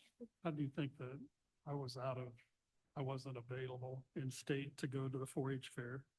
How did you think it went? It went about as usual. We had flooding in the barns, we had electricity issues. What we have to use the tent that we use to provide us additional space that we need, blew over in one of the storms that we had, I think they called it Draco level hurricane type winds that knocked our tent that we Is that rent. the tent outside the Smith? Yeah. So, it's always, I mean, it's never usually an issue with our youth, or, we have our general, volunteer issues now and then, but I mean, if it wasn't for the facilities giving us troubles, we would have had a pretty smooth fair. But all the things that I get the most complaints about are things that are out of our control. Yeah. That Projects it were hard. cool. That was- And it's honestly things that I get complaints about families not wanting to come back, families not wanting to be a part of our program because we can't provide our 4-H youth with a safe facility to provide, to do their projects. And How often do you feel like you hear that? Is it? often. Yeah, especially from our livestock projects. And then even on our indoor projects, I have to limit what the kids do based on size of their projects because we can't accommodate the space and the size of the things that they want to do. So Smith Building? And when they go to the state fair, they see that other counties don't have a limit. And they say, well, we took our farm scenes to the state fair and ours were tiny compared So to. you're every-" talking about like the size requirements for Lego projects, Oh, those yeah. are you guys's, and it's a Smith, I thought that was a state dictated size. No, That's no. just a, The state doesn't dictate any size. It's I didn't know open that. to interpretation. oh, It that would be fun. is, yeah, It's hard to get even the Legos cut in the right way. yeah, yeah. So it really is, that we did set a limitation to our county participants in a couple projects similar to that because we cannot simply accommodate their size of what some of them would like to exhibit. And the last thing I want to do is promise a space that a kid can exhibit their project and then not be able to display it. So it's kind of a double-edged sword, so. When we talked 4 months ago or so, give or take 5, you'd indicated that the number of 4-Hers were actually increasing in Henry County, those that Mhm. were going out for 4-H. Yeah. Is that a trend, or does that buck the statewide trend, or do you even know? I can only speak for Henry County, but we have remained consistent in our numbers and we've seen an increase in some of our livestock species, not all. But there's certainly an increase in our swine barn. So we had more swine than pens this year. So we had asked families to pin pigs together and that doesn't sound like a big deal for you guys, I'm sure, but that's something that our families have to adjust to. And sometimes adjusting is hard and a lot of people don't like to do that. But these are things that people just kind of know that we make do with what we have and we keep plugging along. We learn to adjust and that's easier for some more than others. But even in those who were able to walk through the Smith Building and the 4-H fair, I personally kind of gave a tour to 2 of the commissioners who were gracious enough with their time to go back and see firsthand some of the problem areas in like the waterfall that was coming straight from the gutters into pig pens to see firsthand. You're talking about the barns, you're not talking Yeah. I thought you started out the Smith Building. Okay. Well, In the arena, mhm. and it looked like a complete waterfall, like 76 waterfalls in the back, Yeah. coming down. Mhm. There's going to be some meetings coming up about the expo. Are you participating in? Yes. Okay. The one, So we then get a lot of tension between the parents and the exhibitors. Oh, yeah. And That's- with that this year, I think that played huge. role. oh yeah, It's time to make some decisions and move forward so Something has to be so Yeah. everyone knows the what to expect. patience is kind of wearing off. It's the indecisiveness between one side and the other has always only affected the 4-Hers. And for a long time, it's only created we're a rock between our place. Yeah, you guys are stuck in the middle of Yeah, the, and it's not getting better. You have to give kudos to Bumpy because she handled it like a champ. She wasn't treated like one. No, She handled it like a champ. yeah. Thank you thank you. for handling it like a champ. Well, and it's the only way to take it, really, because there's no one specifically at fault. No one that I could point fault to that would make that situation any better or easier for those who are complaining. I just ask those who are complaining to get involved, to serve on volunteer committees to help make things easier and better, but we'll see how that I goes. think in general, people are ready to just set aside whatever happened in the past and just decide what is going to happen in the Yeah. future. And so I think that's a good place. Yeah. Um, I don't know if it was luck or what, but even on our goat and sheep show day, Congressman Greg Pence always seems to stop by on that day. That was the second day of the storms and flooding. So Greg Pence even got an earful of the situation to see what support and level of help he could, share with us. So he got to see it firsthand, and see the level of frustration that was coming at me. So we'll see if there's any funding or any you know, the information. park has $5,000 in their budget for the 4-H barns, so that, that is not going to fix Okay, thank you for telling me. The one thing is like when there are organizations who do rent the barns out there, it's kind of interesting when if that's technically, I guess then if there's nothing that's going to be done at the expo center anytime soon, there needs to be that serious conversation on the responsibility of the upkeep of specifically the livestock barns, because we can't go another year without addressing a lot of these major issues. I'm gonna lose families by the droves.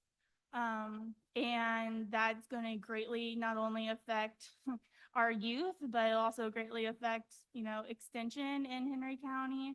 And the answer of often that we get from the park is, well, it's not our responsibilities, it's 4-H's. But when organizations use those barns, we don't receive the profit for that. That goes into the Memorial Park Fund. They sign the contracts, and they do and handle all the scheduling and funds for that. So we aren't receiving funds for those who are renting and using the barns. So I'm not sure why it is our responsibility to front the money for those fixes. We do, our 4-H association sets aside money every year to make the changes that we can, whether it's light bulbs, whether it's purchasing hand soap, because we're out of hand soap in the bathrooms and can't find anyone to help us refill those things. Same thing with paper towels. And it just, when I feel like the ball's been dropped, and the only people it's truly affecting is our 4-H youth.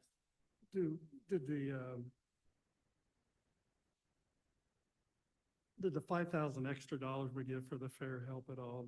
Could we increase 4-H fair amount? Was that? You increased it 5,000. So yes, that's part of the money that we do set aside to help fund all these additional things with. I'm sure it's just a symbol of needs. It is, yeah. But I don't think it had been raised for a Correct. long time, so Correct. hopefully it helped us smidgen. Yes, it Hey, does. Bobby, is Mandy coming, or are you on the? Oh, oh, I was like, didn't see her. Yeah, she's in the break room. Anything else for Kelsey? Thank you. And Thank you asked you. about the $5,000. The parents this year actually went and bought gutters and put around the barn Mhm. because it was so bad. Those were Parents waterfalls. went and did it. I think some of the parents even, I know last year, I think again this year, maybe even worked on some of the water electric stuff again. Oh, yeah. Every year, Yeah. our Parents are being association more members, active. There really needs to be a decision made by the end of the year about what the direction. yeah, even hand soap. I mean, we just have volunteers who will literally go get hand soap to bring back to the park. We're even having, You've never had that in the past. That's a new, kind of a new. in the past 2 years, we've had Yeah, that. the past 2 years, they have never had to buy hand soap, paper towels, anything. I've been taken care of. at the gutters, Park.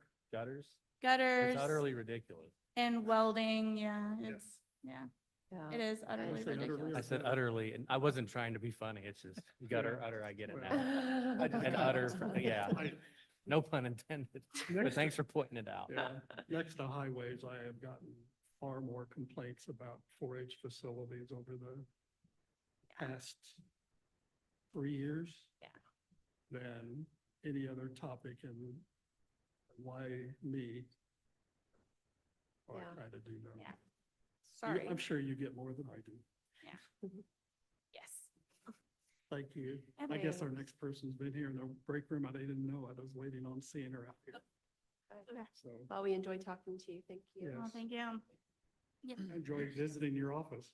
It Oh, actually looks kind of nice, except for the furniture that's 15 different models and styles and hey, that's gonna change. motifs. We work with what we've got, so. Thank you for doing that. Thanks. And you never complain.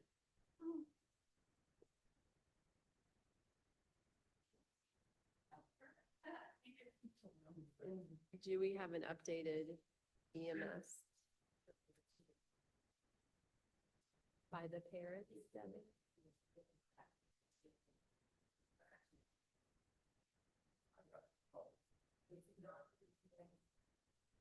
No, it also is. And we probably should not have another parent. Doing so many. Actually, parents is really. Wow, I didn't bring enough copies. There's a lot of you. I didn't bring enough copies for all of that. It's okay. I have to share. Okay. We can do that, I think. How are you? Good, how are you? Good, doing well. You need to take a potty break before you leave.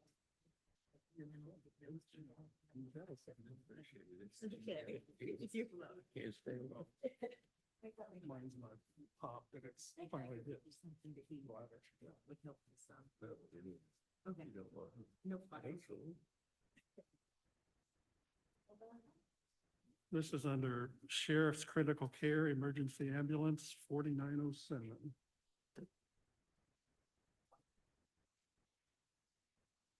Which is near the very back. And you have an update from Debbie.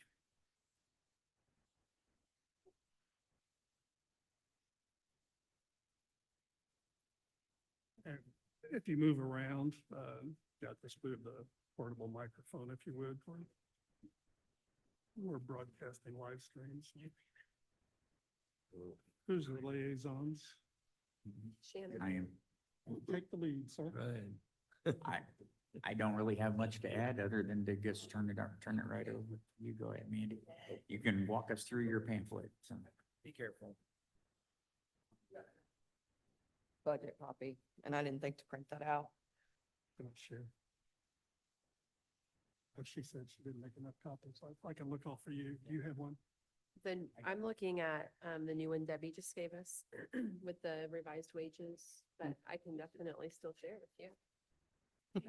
I've got this. Yeah, what are you looking at? Oh, that, I got you, and I can share that with you too.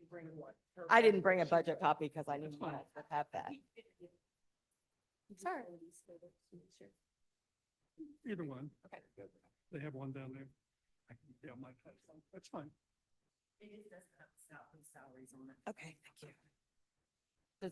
Does everyone know who Josh is? I don't. Anyone? I I've did I've not, heard his but, name. yes. Okay, this is Josh Russell. He used to be the chief at the city.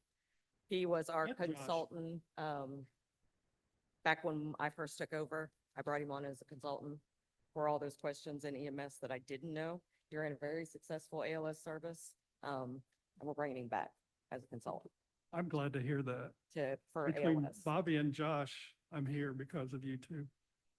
Literally, literally. Did you save his life? Did you save his life? Yes, you did. So I'm all ears. If you could, when you talk. I know. Okay. So in the folder that I gave you guys is kind of a breakdown of the difference in our costs that we incur now based off when we first started, 2 building moves, where a lot of our money goes that, we have to bring it in ourselves to send it out. It's pretty significant jump in those figures on this first page. So our utilities, we basically had what would be the equivalent of a household utilities on the corner over here at Broad. And then, flash forward to now and 23-24 averages somewhere between $14,400 in utilities. That's a $10,000 jump just in utilities. Can I ask something? Yeah. Corner was in here and he resides in the old Yep. jail as well. How is that utility split? Because somebody says 50-50.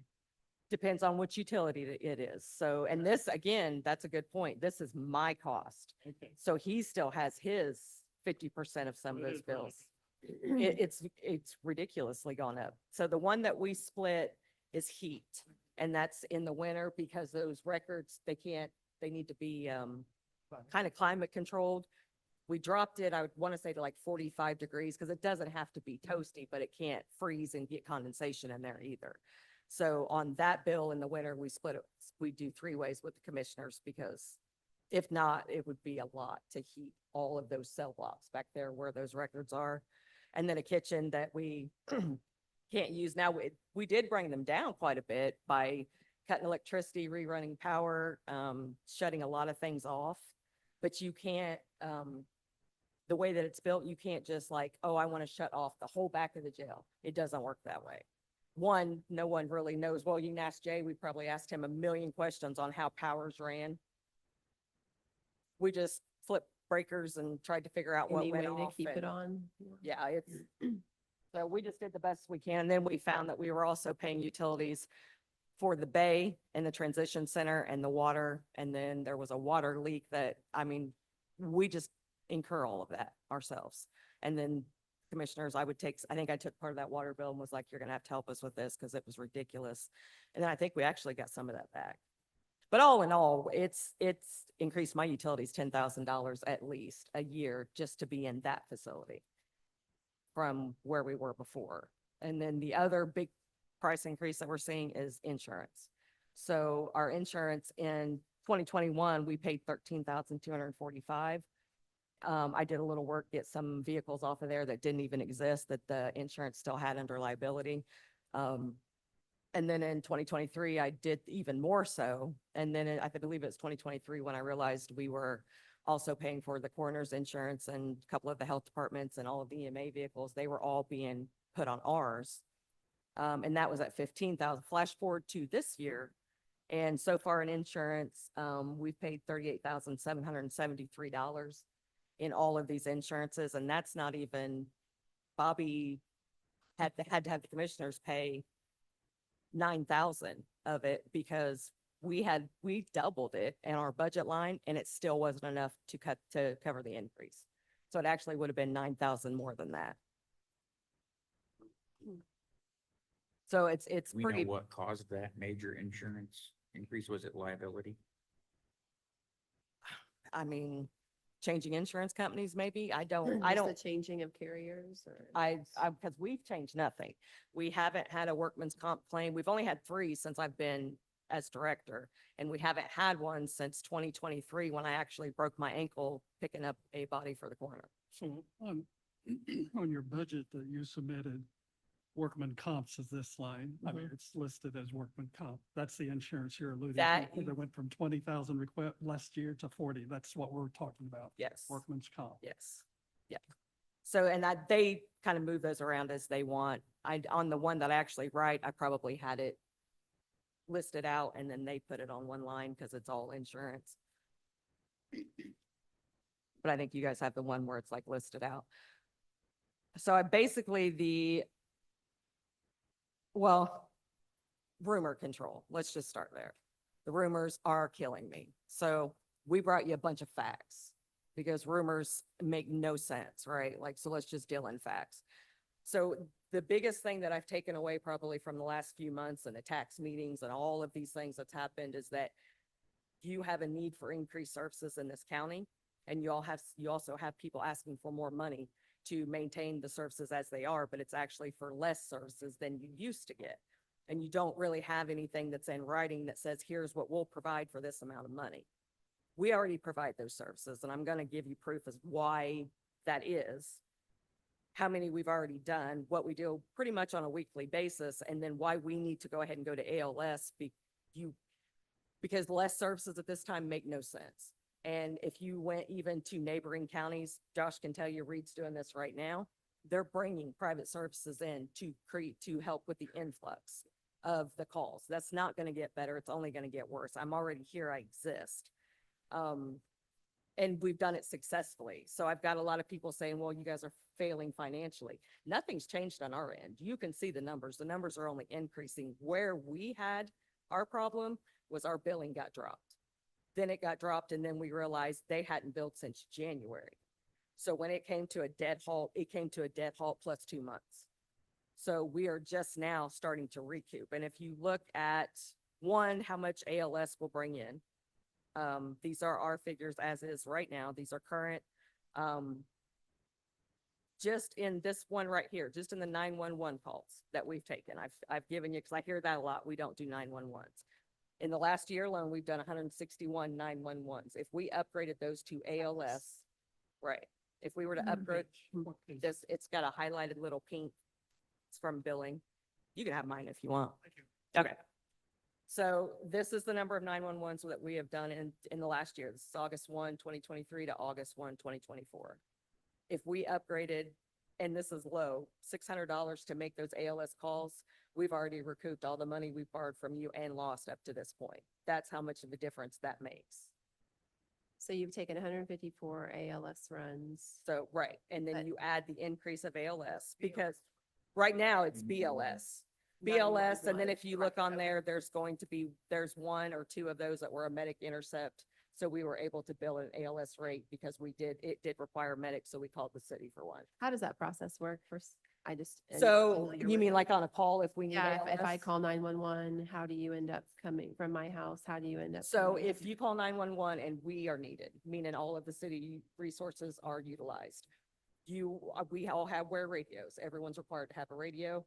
And they are in tune enough and we're trained enough to know, one, you know how many trucks is out, you know where the squads are. So you know, okay, if we hear another tone go out, we're on, like we're on the bubble, right? So I can do one of two things. If I have no trucks or I'm not on station and can respond, I'm already calling dispatch and saying we have no one, right?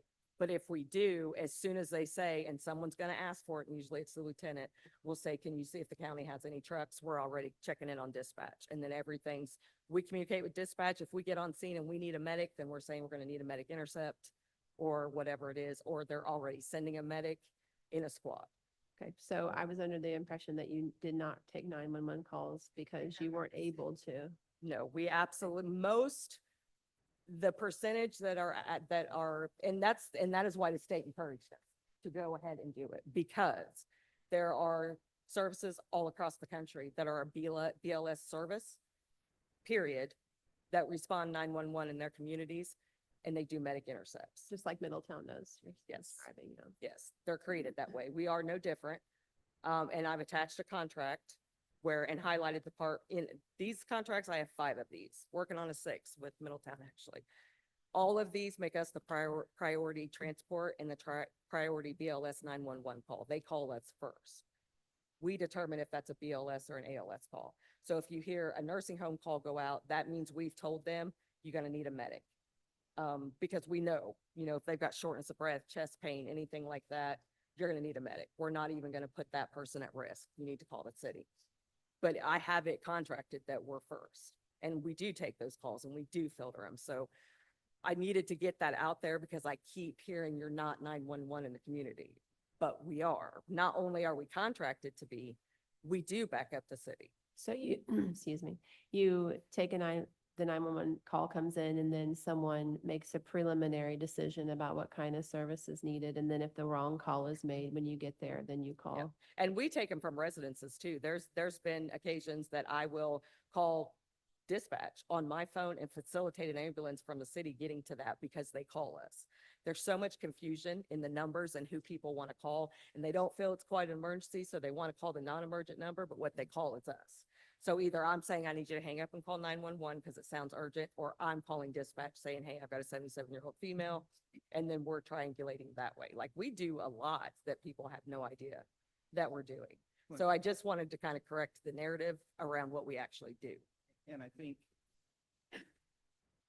it also, the increased need for that is when the other agency stopped doing interfacility transports, they also decreased their staffing level. And so it only stands to reason that if I only have 3 ambulances a day available to respond to calls, the likelihood of me needing to have somebody else to help me when I only staff 3 now is increased, right? So the city now staffs 3. So the likelihood of them needing the county service to help supplement their resources is greater because they don't have as many resources staffed daily as they previously had, if that makes any sense. And that's honestly just the back end of what we do. That is sorry, I thought I was talking on that, I forgot. That's us backing up, right? So if the need arises, we're prepared and ready to go. As we increase services, then we are absolutely 100% equal playing ground, right? We wouldn't, they can just tell us and we go. And we have several trucks and several people and, I got people available if they're needed. So if we're already here, we exist. I just need to get to that next level because you need the increase in services. Clearly, you need more, not less. And again, that's why I kept saying, what's your guarantee that they don't become even less? Right? Like you know what I mean? Like if we took all of that off the table, what we do need to do and where we do need to focus, because even though everyone is talking about obligation, we need to get that out of our vocabulary. You have people that live in this community that need to get from this hospital as a medical necessity with an ALS truck to a higher level of care. And that needs to be us. That needs to be our focus. And then we're going to pay for ourselves with that revenue alone. But I got to get there somehow, which is why we started this last June, the conversation, and then it turned into this tax and everything So, went haywire. What I see on your budget request, Mandy, is $100,000 is for ALS, equipment to get to what you're discussing, because that's new. I mean, So last the year we ALS talked equipment- ALS, but we didn't. we Right, decided that's to kind of a just fail pause. safe. I have 3 grants in process right now. And I have other options. And I also am working with Stryker right now, which when I did this budget, we hadn't done any of that yet. Stryker actually has a 7-year plan. Where initially I know that we talked about Zoll monitors and things like that. They now have a life pack out that's brand new, 35, that is absolutely over the top in technology. And we still need a new power cot for the new truck, and we need to replace a power cot that can no longer be serviced because the hours on it, I inherited it when I took over. It's one of 2, one is still okay. So we actually need 2 power cots, 2 ventilators, 2 CPAP BiPAPs, and 2 monitors. We also he went through our inventory because I keep everything, and every old defibrillator, monitor, AED, we have it. He went through and he thinks we can get about $15,000 in trade-in. And which is amazing because you couldn't use any of this stuff, but they'll make a deal. Then you get on a service contract, and that's actually 7 payments. We can spread that out. So it wouldn't be near that amount, first of all, but we didn't know that when I did that. And I do have, like I said, 1 grant's already out.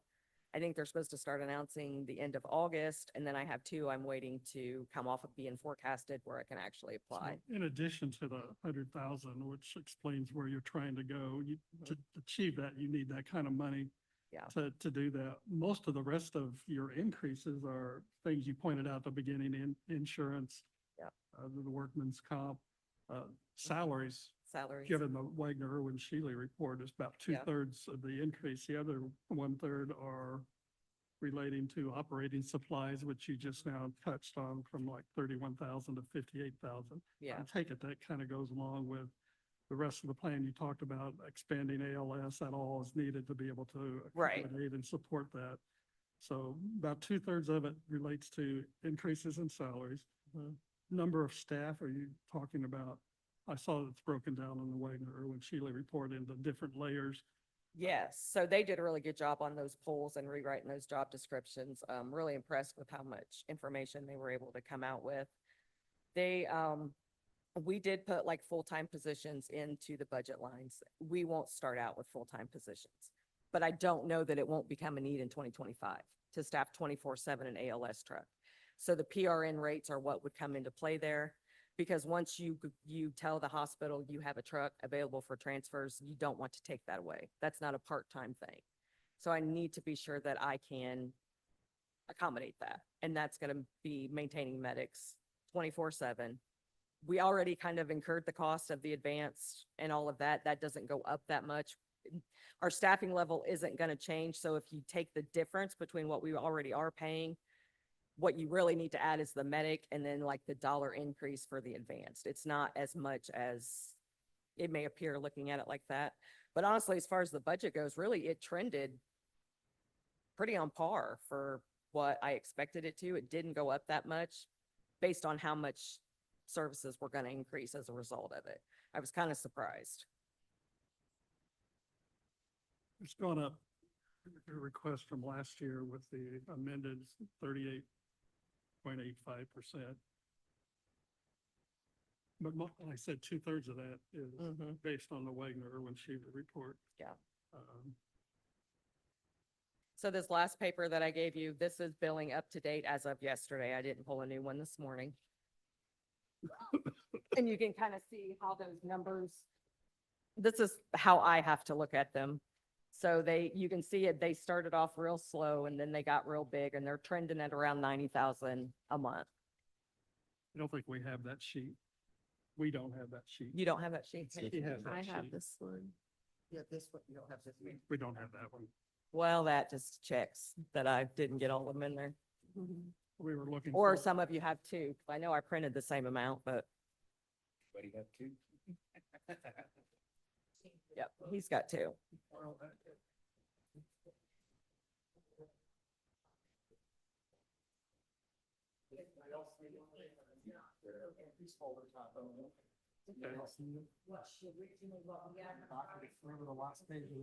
Not ours.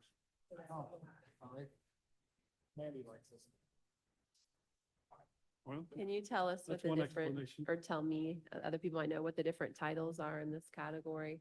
Yeah, so you've got ALS 1, ALS 2, BLS non-emergent, BLS emergent, and then transport, non-transport, I believe are what are on there, right? So this is just tracking since Medi-Count took over, which was March 1st. So ALS 1, you can see that's where we called a Medic Intercept, and that was your basic level of advanced care. Or it could have been, and I should have pulled this, it could have been a run that I took that was at the advanced level. That would be an ALS 1. ALS 2 is your more critical patients, more drips, they maybe have CPAP, intubated, that would be that level. BLS non-emergency is pretty much our transports that we take every day, the ones that we're contracted and scheduled to take. And then when it just says BLS, those are 911s. That means we ran them 911. Thank you. So every run is only in one category. They Yep, gave- everyone is a category, and then you'll see where it says transport. So those numbers should equal that 832. Or somewhere around there. The biggest thing that I want you to focus on here is that we have charged $893,000 and change since Medi-Count took over. We have pulled in $217,000. What was written off the top, right off the bat, which are those Medicaid and Medicare adjustments that I always talk about, and I say we can't charge people over that regardless, there's a certain rate. That is what those adjustments are. That's what that number is reflecting. These really small amount is write-offs. That means that's what they deem to be non-billable. That's an incredibly low amount.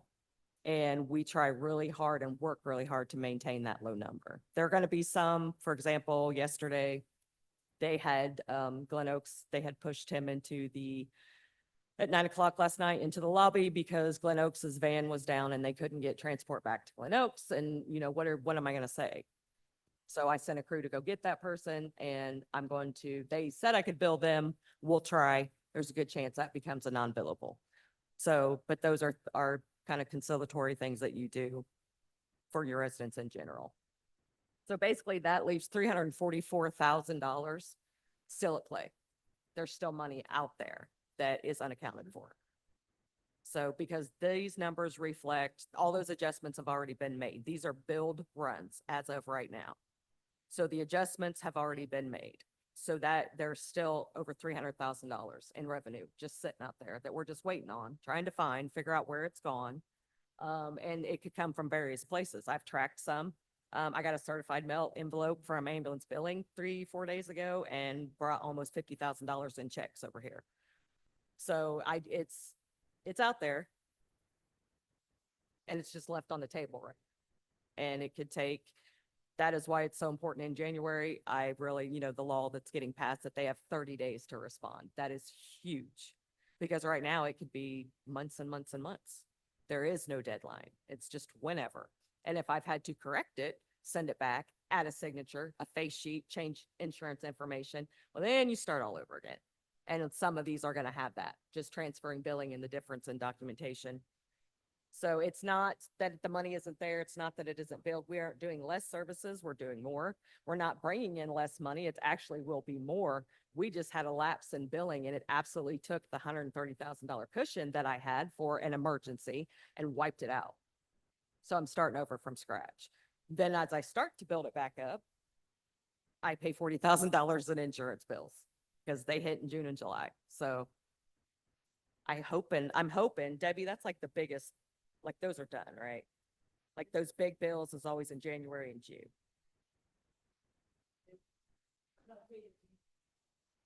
Well, that's usually right. Okay. So hopefully we're done with all of those that keep wiping out what I build back. And now it's just a matter of allowing it to come back with the resources that we have now. But we definitely need to, stay on this trajectory because do you have anything you want to add? I mean, the need is clearly present. And have you addressed all of them? Something, although it's not an obligation, that I think as people representing the county, you have to consider the interfacility transports out of the hospital, which these folks have been doing at the BLS level. There's a significant number of ALS ones that are not being able to be provided presently, and the city is no longer providing those services. So I know that the tax necessarily didn't have anything to do with that, but as a resident and your constituents, I'm paying more money. I should have an expectation to receive an increase in services, if that makes sense. Certainly not less. And so all of these people are residents in the county primarily. We still should feel an obligation to take care of one another. And so while it may not be an obligation, can't forget why we do what we do, right? That could be any one of our loved ones. And so I think we really need to take it serious that in addition to increasing this level of care that we're able to provide on these backup 911 calls, we're also able to provide a service that's not being able to be provided presently. The good news on that is, as we increase the level of care that we provide, that also increases the dollar amount we're able to bill by nearly $600. So per call, and if I remember correctly, when at the city, we were doing about 300 of those a month. So if you even do a fraction of that at that increased rate, one, we're going to provide a much better service than that's not being met right now. Two, we're going to increase the cash flow that is going to be available to us. Thirdly, the nice thing is if the city is busy and the county service is tasked with taking those calls, we no longer have to rely on a medic intercept from the city, because if we're staffed at a paramedic level, we're able to do that on our own without having to request the assistance of an outside agency, if that makes sense. So, I mean, ideally, the increase in funds is to maintain things as they're going, but at the same time, you stand at the cusp of being able to spend a small amount of money, well, a substantial amount of money, but what you're going to get in return for what you're spending. Because I mean, if we go back and look, people are always asking for money, right? That's been our experience. But the deal for me is, and it troubles me a lot that I'm going to come and ask for money, but I'm not going to give you really anything. You're not going to see any increase or improvements from. You should be seeing fruits from the monies that you're spending. If I'm going to spend more money. In a zero inflationary environment, that would be Yeah, I what we mean, would all expect, yeah. I relate it to your personal, I mean, if I'm going to spend more money, I should expect to have something to show for it. And with this organization, it's your oversight. So you don't have people making arbitrary decisions that you don't have any input in either. So I think it's very important to support these folks and just meet needs that are not presently being met. I mean, we're having unnecessary helicopter flights out of this hospital simply because we don't have a paramedic ambulance that can take some of these patients. Is it fair for our residents here? I'm taxing you a small amount for medical services, but then you're going to incur an $80,000 helicopter bill because I don't have an ambulance. Well, I don't know about you folks, but that doesn't sit well with me as a resident. So From a financial standpoint, council,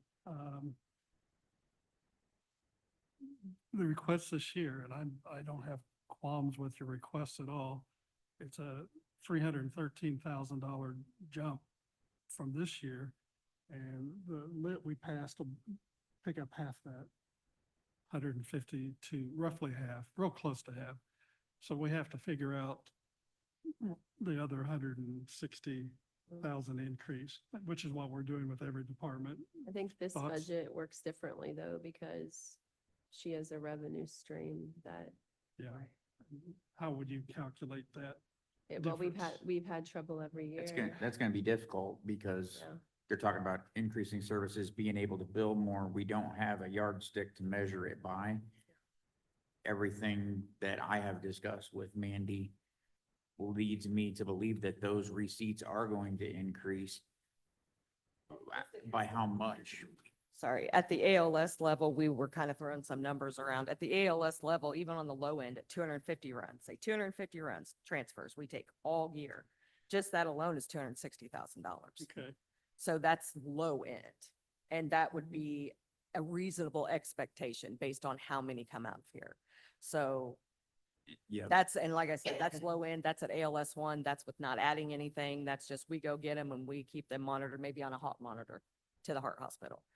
You start adding IVs, oxygen, mileage, and that only increases. But I don't want to account for that when you don't really know how many of those are going to be there. That's bare bottom. That's bare bottom right there. I would also like to let everybody know that in discussing with Debbie, the raises that we asked to be put in this budget based on the Wagner and Shealy report has made this entire budget about between $58,000 and $59,000 above what was turned in. Oh, I'm sorry, 50, About what you turned in. 56,000, 59. The raises and. Oh, from the I difference follow in the mine. Wagner and Shealy.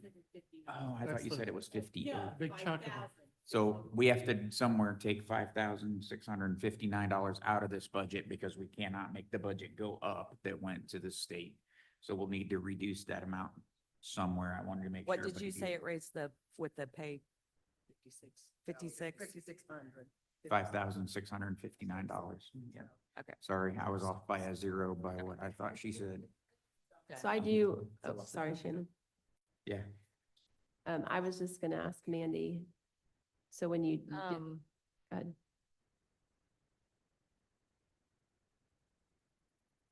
Well, utilities. How much are we reducing? We have 5659 we have to remove. Well, and- 5,600 and honestly, I've increased our utilities. Right. Our to utilities. try and pick up some of that. Because it's a We're building- storing a it's bunch of- building That the commissioners own, and That being said, I'm gonna give you my argument. I know, The but, highway and the park also pay theirs, so are you going to take? over but they have their tax levy, they get tax money for it. So that's why it's a little bit different. And in the general, the sheriff gets his money out of the general, we have our money out of the general, because I This know the doesn't sheriff impact pays his general fund at utilities, so all. his is budgeted, You don't have to pay them all. Right. Help with correct, it. to assist. Very helpful. Well, we're using some of that facility for, yes, so I generally, I appreciate I'm willing that. to pay our, Yeah. we have the minimal square footage there is the part that we use. The major part of the jail is used for where the backup morgue and coroners are and all of the records. The records. she So- mentioned the other Yes. day. But even just a little help, So if you is can that a- adjust it there. Is that a good place to be looking at utilities? Reduce it. Yes, Is that a yes, good if I place could to get, be yes, yeah. looking If we at could agree on utilities? something where, So if we could, we We could offset reduce a little of utilities by those. $5,659, that would make sense. because I'm pretty sure I've kind of made that a little high anyway. Should we just put it for 14,000 then, or are we gonna get an actual amount?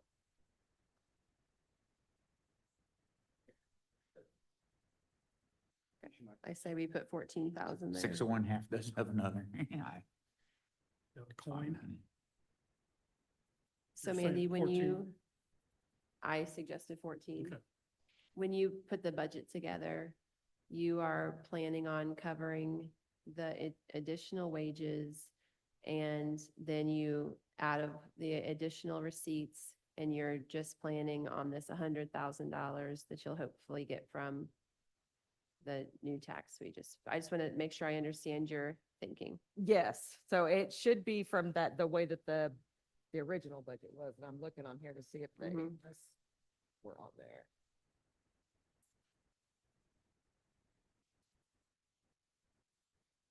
Yeah, see, that's where I get confused, because this is a little different than the one that I actually wrote out.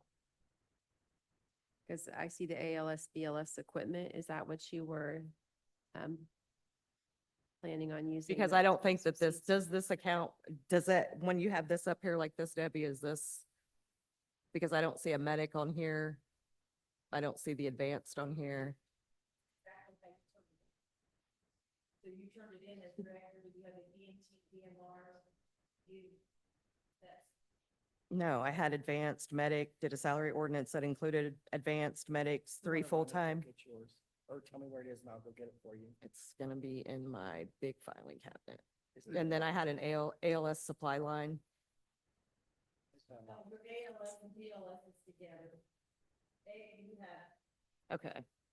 That's why I was asking, because I know last year that was confusing. And what's it under, Debbie? on ours? ALS, BLS equipment. Okay, yeah, I see they increased there. So I guess if the amounts, it's just not, if the amount is accurate, then that's accurate. Shannon, are you tracking what I'm thinking, and am I not are we? You're just saying we potentially covered that ALS equipment out of I the just- EMS lit And the as rest. a starting point. And the rest and of it, she's planning on covering. The from rest of it, I receipts. think we need to trust Mandy to operate her budget, I mean, the amount looks And- right. make the strategic hires that she needs to make and spend the money that she's got. And bill the appropriate amounts and bring in the appropriate amounts, and the balance billing was approved. It's kind of a big question mark, but I think we need to trust Mandy to manage her budget as presented and move forward that way. That's my How are we going to use funds from that EMS lit? Are we gonna, Because we're gonna, Well, we're we gonna estimate budget 100. for the EMS lit? Are we gonna move that expense over there? I think that maybe when she's ready to buy that equipment, she comes and asks for it to be allocated out of EMS lit, maybe.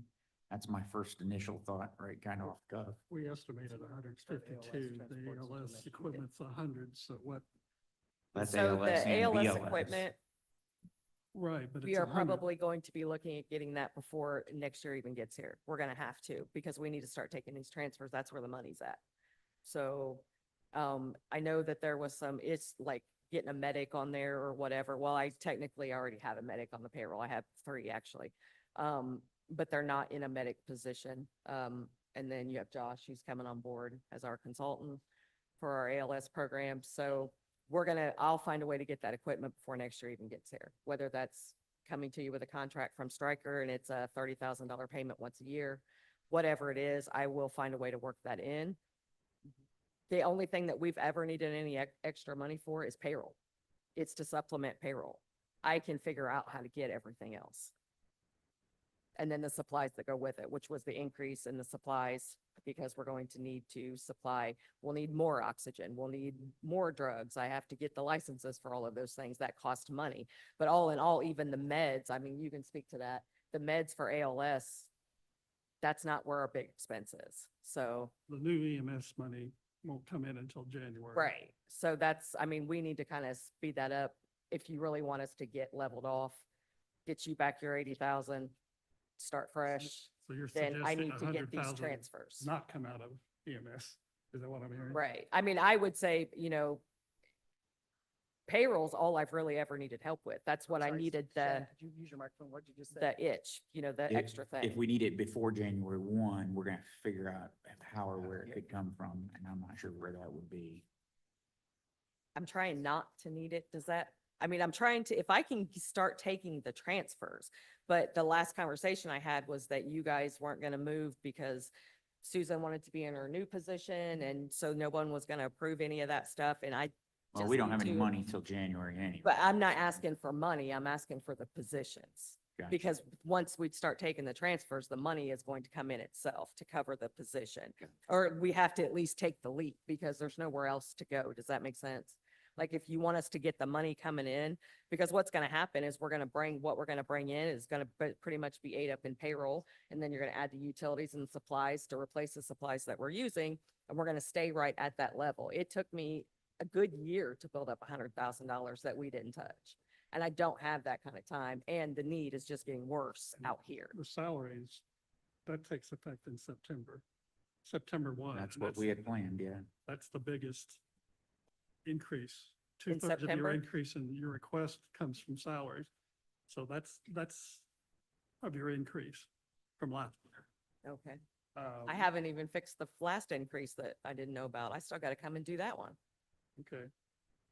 So, Um, yeah, of course. it's gonna, So what is, how is other departments getting handled that don't have it in their budget for this September payroll increase? What are we doing The only one we talked about specifically is picking up the health department. that couldn't so pick it far? up. Okay, so you're gonna do it, you're gonna pick up the health department's increase, That was the discussion we had. community corrections? Community corrections, we did put in the budget. So is there any reason that they We'll have couldn't be to for treated the this- same way as the health department and community corrections? I Not that I'm aware. I mean, if there's a valid reason that they can't be treated wanna the treat same them as the the same. other and not a stepchild. I don't think there's any reason to treat them differently. Me either. If we're talking wages, I completely agree. If we were talking about ALS equipment, I was wondering how we were gonna make that happen.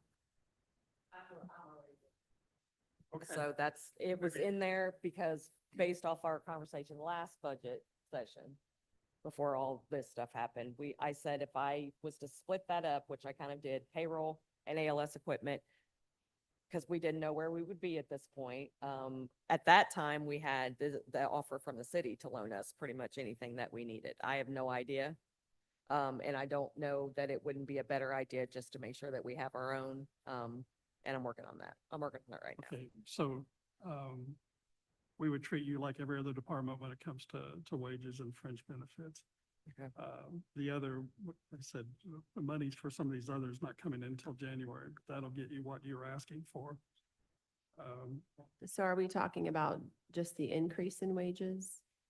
Because I heard Mandy say she Well, there's new might need positions. help with wages in general, which seems different than just picking up the additional increase in wages. I feel to- like if we just, I don't want to panic. I mean, it's August, but I know you guys have to think about it, but I still have, if I can just get this rolling, let me see what I can bring in.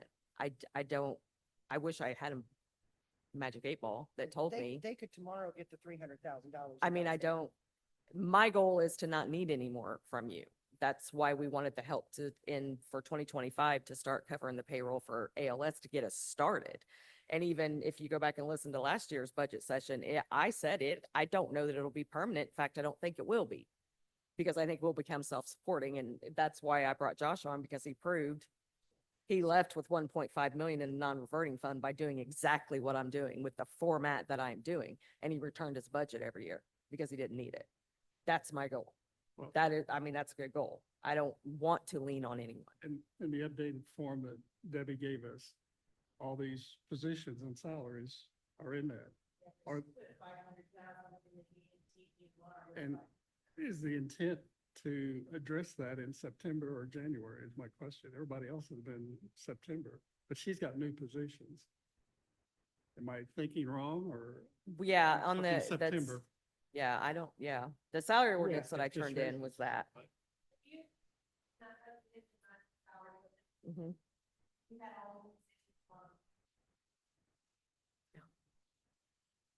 Thoughts? How many positions are there new? It was adding the medic position and the advanced EMT position. which the advanced EMT, I think, was $1 more than the EMT. That's, I believe, is what Wagner and Sharon, it was all based off Wagner, Irwin and Shiley's reports. What their middle line was for PRN positions is how it's all based. I put them up on a salary ordinance in case to maintain coverage, we had to do some full-time positions. However, history shows that I don't know that that's going to be necessary right off the bat because it's a good job. It's easy money. People know they're going to come do a 12-hour shift on an ALS truck, maybe do 3-4 transfers, and then they go home. And that's $27 an hour. On the So- Wagner and Shealy, your proposed full-time positions for 2025 are EMT B, that's their classification, EMT advanced and a paramedic, correct? Yes.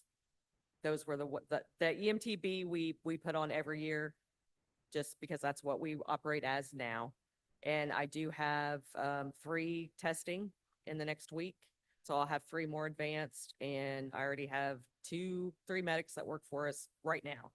But I can't pay them at that and I can't actually put them in service because I have to know that I can show the medical director that I have the funding and I have the equipment to do this successfully. And then she'll sign the paperwork. The state's already on board for the waiver and then we go back full ALS. Of those 3 new positions, given what you've discussed with us today, how many of those 3 are critical in September versus January?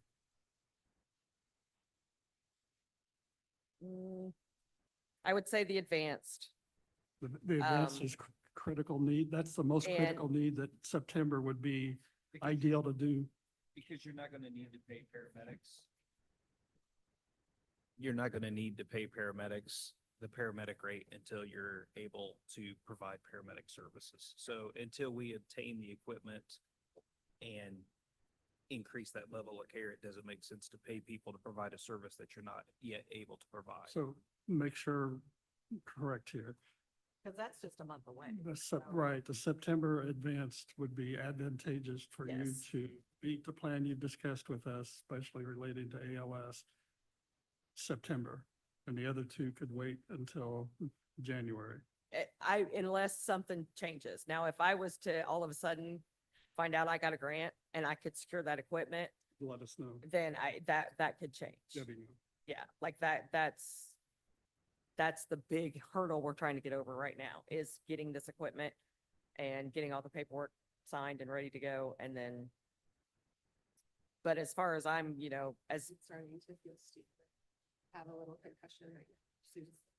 nobody can hear you. She's But dealing appreciate with a that, but I'm just saying concussion. I have a concussion. I don't think the whole county. She's, she's- Well, you know, You have a concussion? Is that what you said? yeah, she has a concussion, so sometimes it's a fog. I was gonna say, am I moving? Still sorry.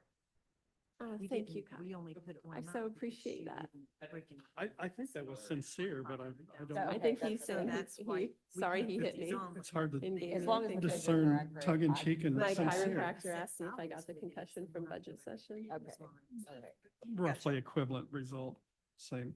And we've got So Angela's here, I am, and we have Park here. right now, it sounds rude. It's not intended to be rude. Right now, you are having trouble meeting payroll, not for your fault because of the billing timing. And we're talking about adding extra positions. I'm not having trouble meeting payroll. I believe at this point, we are bringing in enough to cover our payroll. Okay, It's, thought and the that other we thing were is, the down- reason that thought- I gave you the Medi-Account form is because some of that money comes once a month. That's the difference. So like, for example, and I won't know till August 14th, 15th, what July's numbers are that we're getting from Medi-Account. Last month, it was right at 27,000. Plus you get everything that gets direct deposited. It's very confusing now. Plus I have to, for the treasurer, now I'm having to go find certain insurance payments. I'm getting checks. It used to be ambulance billing just said, you got this, this, this, and this week. And they put it in our account and all was well. It is nothing like that now. So we can move on. Angela, do you have something you'd like to impart? I know you've been patient up there at the podium for 5 or 10 minutes. Josh, hello. I came because I heard you were here and I thought it would be a good opportunity to ask you a question. So when what is bringing us here is beyond all of us in the room. Okay, you've done this, you've been in this line of work for over 25 years. So when we look at Wayne County and when everything imploded over there, which is basically what happened with their ambulance service. So can I get on record from anybody, and I'm just out here to who knows, is it an accurate statement? Because Mayor York repeatedly has made this statement that it is the county's responsibility to provide an ALS service for the county by Indiana code. ALS 911 service. ALS/911, but do they give us any parameters that we have to have one ambulance for every so many thousand people? I think we can't hear you. I believe, unless something has changed that I'm not aware of, I believe the state's requirement is that the county is I know. responsible for providing an ambulance service. They don't specify a level of care. They don't specify the number. Because obviously every county's needs are different. But I do believe, to the best of my knowledge, that the county is responsible for making sure that an ambulance, whether it's private, whether it's their own, whatever the case might be, that liability does fall on the county. Sometimes that can be a play on words, so With we can that interpret it however we said- choose. Okay, so the play on words comes from you and I historically working back in 2007-ish in the hospital. I know you gotta think back, but we were here and we were there. And when I came to this hospital, one of the biggest things was the constant political pull between our two EMS systems. And since I've been back working in the county, you made great strides to mend a bridge that was decades of burnt. And so what I am a little concerned about is that here, okay, I know that you've moved on for your career and that makes sense, but here we are with Newcastle's EMS service having a situation where they are no longer taking out of county transports, correct? They will transport to our hospital only. Correct. It opens up a great opportunity for Henry County EMS to be able to step outside, one, for quality of care, two, for financial services. But one of the things that I think is center, and there's no one represented here or in any of our discussions lately, is someone from the hospital, because I feel like they have a huge role and a huge responsibility in how both of these systems roll out that affect these taxpayer dollars that we are about to collect. Correct. And so, I don't want to put Reed on the spot or anything, but Reed created their own ambulance service out of the need to provide quality. And so I guess all I'm doing is speaking up from a fiduciary standpoint, as a resident, as a department head, and as public health, is that I would very much like to see some kind of a conversation happen between Newcastle EMS, our county government, Henry County EMS, with the hospital, so that we can understand that we are all playing the same field and it is not a competition. There's plenty of work to go around, and that we have a patient-centered Yes. point of view. Money Yes. be damned, patient-centered point of view. One that is the conversations that Mandy and I have had every single time is, the thing that we have to focus on. It's got to be about the people that we're taking care of. It can't be about personal differences. It can't be about, we have to acknowledge the needs. And, the biggest thing here, in my opinion, is that the people in the hospital are still people that we should desire to meet their needs. And so when the hospital is at a loss of having somebody to transport those patients where they need to go, it reflects negatively on everybody. The truth of the matter is the resource is just not available presently. And so the push for the county service to jump to the paramedic level has nothing to do with anything to do with the city. It is a basic EMT level organization can't provide paramedic level care to those patients that need to go to neighboring hospitals. And so in the meantime, you know, you have to do the right things for the right reasons. And in my opinion, meeting the needs of these people that are not being met presently is of utmost importance. You know, we mentioned Reed. The truth of the matter is they created their ambulance service because they did not have quality care services that were willing to come in and meet those needs. So they ran into a lot of these same problems where they couldn't move patients or they couldn't entrust that those patients were receiving the care that they needed to receive. And so as an organization, they had to encounter that. And so, you know, we have the ability to meet those needs. There's not enough EMS providers around to meet the needs of everybody that needs to be met. Unfortunately, transportation, medical transportation, which terming it that kind of makes me cringe, nationwide is one of the largest complications that people are encountering.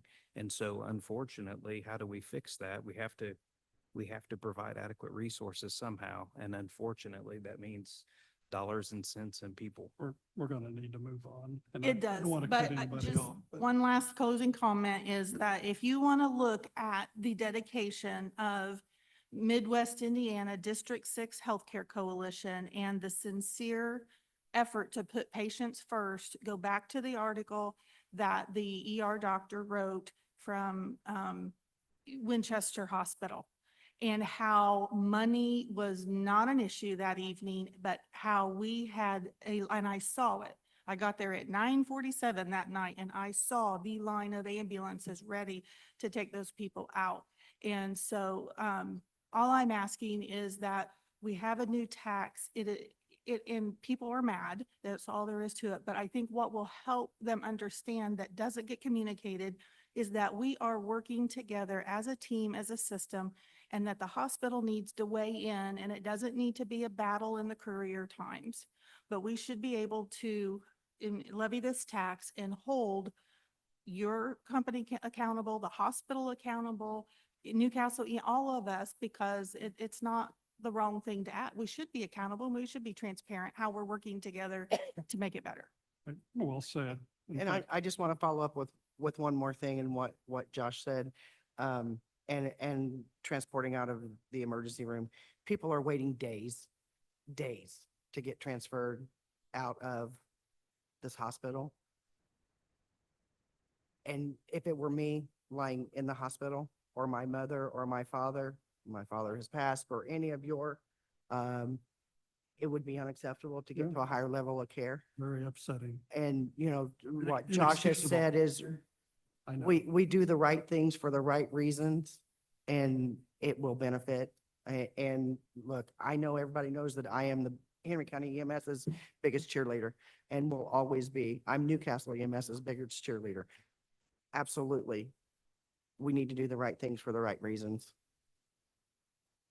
Thank you all. I don't think anyone is going to disagree. Right now, we left it that we were cutting the utilities, the 14,000, which I think was agreeable. And we also were talking about the priority on the new hires to be the EMT advanced. I'm talking September. Like September, add that position at the rate. Okay. Once, Follow the Wagner Winchell Yeah. recommendation on the, part-time, yes, yeah, we okay? Okay, thank you. thank you. And actually, we agree with everything that you said, I think. It'd be hard to disagree with what you shared. Or Angela shared. I should have told Angela I was going to be late for the noon meeting over there, but I didn't. Please come up and thank you for your patience. Hey, Kenan, Yes, what? it's me, yeah. Yeah, hi. Hi. Just wanted to give you a little info on work comp because it keeps coming up. Work comp is based directly on payroll. Each job category has a percent. Clerical is like 1% of payroll, drivers, light laborers, 3 to 5, heavy labor, fire, police, construction are over 7. What can cause work comp to jump is an audit. Let's say in 2023, your payroll was 100,000. The insurance company thought it was 50. They do an audit at the end of the year and they find out your payroll went up. They do 2 things. They raise your rate for the next year to compensate, and then they send you an audit bill. So if your payroll doubles, your work comp can triple before it goes back down to double because of that audit. So when you're having increasing payroll due to raises and more employees, your work comp will jump unproportionally. It seems like way too much. That's a commissioner's. And a lot of the departments will be having that happen over the next few years. I was gonna say, that's Yeah. how that $38,000 bill came. It was an audit, right? Yeah. And most of Which that's means it will go up, but if that 38,000 was paying for what their previous, Thank you. Thank you, whack thank you, thank you. was for. Yes, it's a catch up. Yep, so we caught up. It's gonna go up comparatively, but not as much as it was this year. Once your wages stabilize a little bit, those will slide back down a little bit on the Perfect. work comp. That's part of that 19%. No, it's in addition to the 19%. That 19% is just perf, Medicare, Social Security. The work comp is going to be on top of that. Okay, So yeah, that 19%. that's in our is- commissioner's budget. Yeah. We'll have to address that this afternoon. Welcome back, Hi. and you're the liaison. Are you okay? Hmm, that is a question right It'll be a team effort here. now. Why don't you go ahead, Kenan? Why don't we what? Why don't you go ahead? Go ahead. Proper page was what, something 79. I'm still, or you can, if you just give me a second, because I'm trying to find the revised sheet Me in. too. in Give what us a Debbie second, sent. because our mind was on EMS and EMTs and lions and tigers and bears, as Shannon said. 1179, right? Right. Okay. I had it out, now I don't have it out. Oh, my Okay, goodness. I've got them. Too many papers. Page, oh, that doesn't help us in this instance. Here it is. 26,747. What's that number? So as of today's update, our total budget for the park is $26,747 above what was submitted to the state. So we have to remove that amount today. Because it's just 1 and 3. 26 what? 26,747. The Baker Tilly was it 498, 198? This is different. This is what I advertised to the state, what you submitted. We had that 26,000 to come. We back have to make that match. With no raises. Well, the raises, Okay. so the raises that we've included in here, the right numbers are in here, right, Debbie? Mhm. So does she have a copy of this sheet or no? Not the new one she did. No. So That's the- what I submitted. we're looking at the landscape version of our budget, which is a page similar to what you see on the top right there. Yeah. So your superintendent wage, I don't know what it is on your budget. 51,961. Okay, I'm gonna yeah, actually- this is different. This, I don't have that. This is just what I wrote down yesterday. So this Okay. is what that salary went up to, was yours was a 51,961. Yep. And then the four groundskeepers, 112,745. I left that the same because I didn't know how much extra you had in it. So these are the extra salaries I added, 112,745. 745, but I left that number the same because I didn't know. Gotcha. Okay. So you might have to increase, but I didn't know how much. So your total submitted, not what you submitted to the state, but the revised budget amount is 492,111, which is under what we're expecting from your tax levy. That Okay. has the wages in it And then did we also put in the new health amount, health insurance amount, Debbie? Yes, I changed The everything. group insurance, okay. I changed the 95-20 for workman's comp and 60,000 for group. So your budget is balanced with your new wages. It's just that we'll have to do some of it as an additional.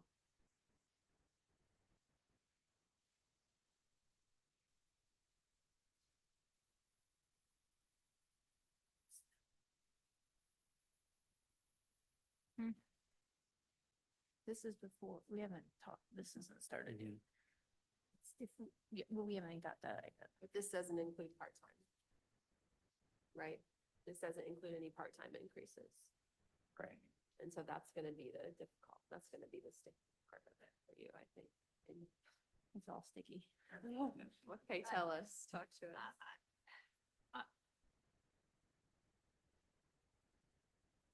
So this obviously was done very quickly. I did not, I ran through this very quickly with the park board last night. Because, you know, when I prepare the budget, I give it to them and they all review and approve. So, they were hit with this really, really quick and nothing was, you know, altered, on that. So they know that we have to cut some places. I did go through and cut 12,943 out of the budget from my original submission, Okay. which you guys do not have that. I have that here. Okay. So I can tell you those amounts if I have to cut, where I could cut. But other than that, I mean, you've seen the spreadsheets. I don't know what else. But So you came up with $12,943 from picking and choosing on different line items and Outs- reducing, outside of payroll, right? Outside of pay. yes, And are those line items then that you were gonna pick up from your, park rental fund? some, yes. Which you had a decent enough balance and Yes. Can I ask a question? go for it. So I don't mean to interrupt, but I'm going back to the WIS report and her position is one that they recommend going to an exempt position, which actually requires a much higher salary than the 51,961 that's entered into the updated numbers that Debbie got me. It's actually 58,656. Because that's what the DOL changed it to effective January 1st, 2025. We spoke about that this morning. Okay, Well, I'm you got- sorry. I was in that No problem. RDC meeting, so I might have missed You it. want to address that, Shannon? No. Well, I'm gonna go look at the report for just a minute, but, Okay. what we discussed this morning was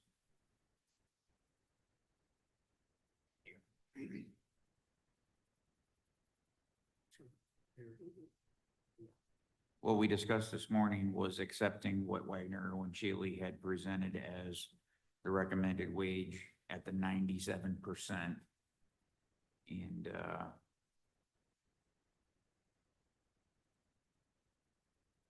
basically, the discussion was had this morning about compensation, consideration for the use of the home.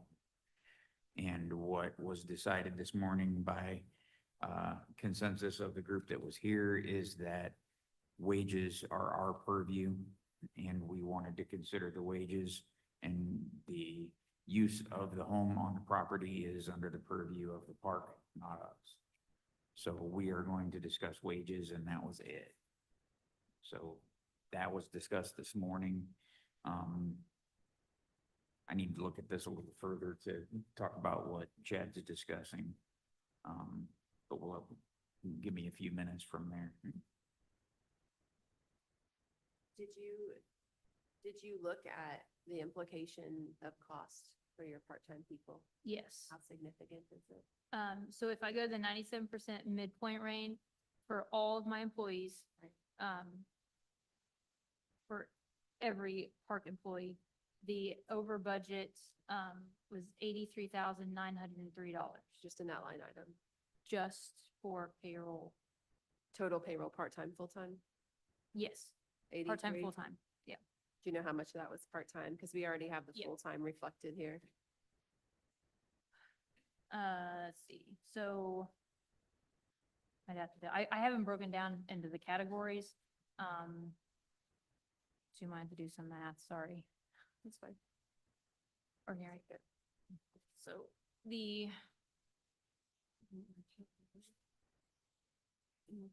No, she's gonna. Give me your mouse and I'll add them up. Okay. Yeah. The $12,244.96. Okay. $18,367.44. Okay. 29,120.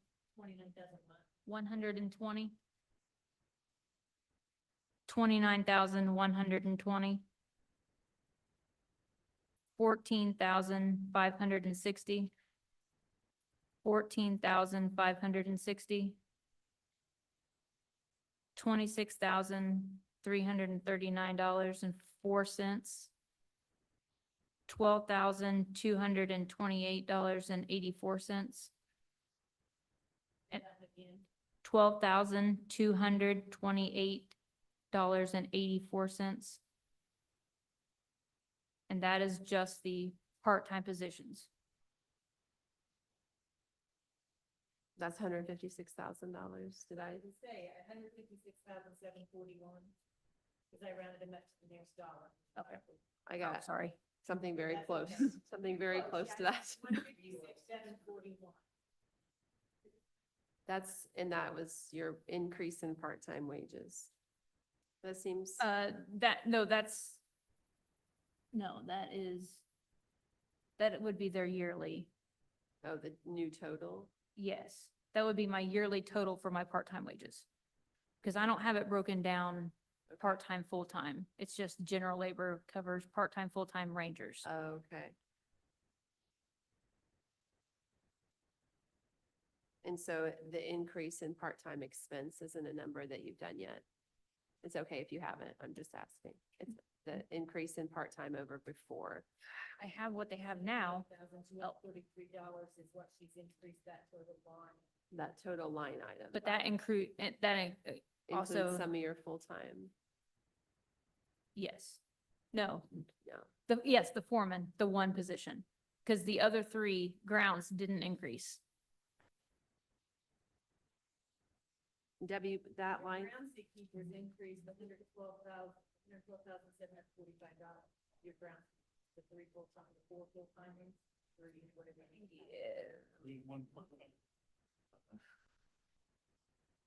From what I submitted or from what? Okay, so what I submitted was the 4%, but according to WIS, the groundskeepers are already at over their midpoint. So they're at the 2005, and I think their amount was 20 even to be at the 97. So those positions didn't get the increase. So that could be, In the part-time, no, the full-time grounds. Their midpoint was 18.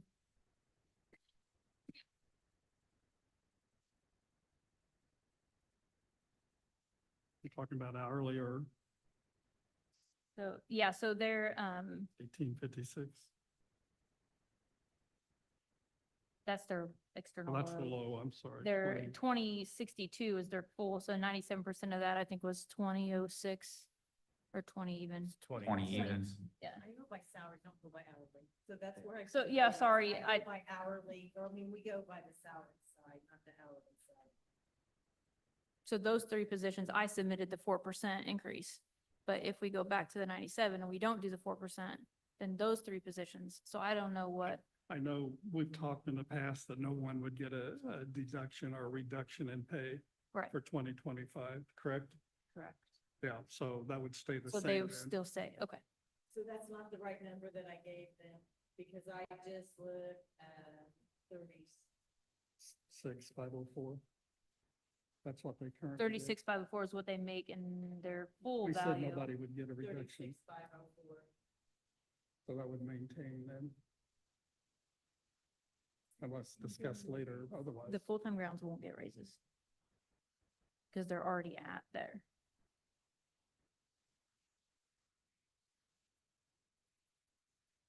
Was the fourth one the same too then? With a part-time. No, there was a grounds foreman. The foreman, that's the new position that was added in. And is it a brand new position? Yes. So it's not in this year's budget. And it's not, position has not been filled. It's not in 2024 budget. But you requested in I've requested to 2025. add it to 2025 and WIS, they did all of the back work, all that. Cause I don't, Did we already approve that? Yes, I feel like we already approved that. Okay. we just didn't have the money put in the budget for that. Yeah. I'm just waiting for Debbie to work her magic down there.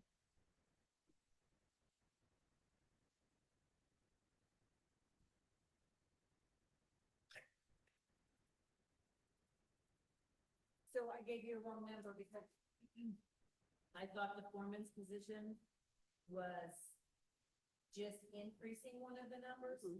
So there's actually, their number for next year goes up to $149,153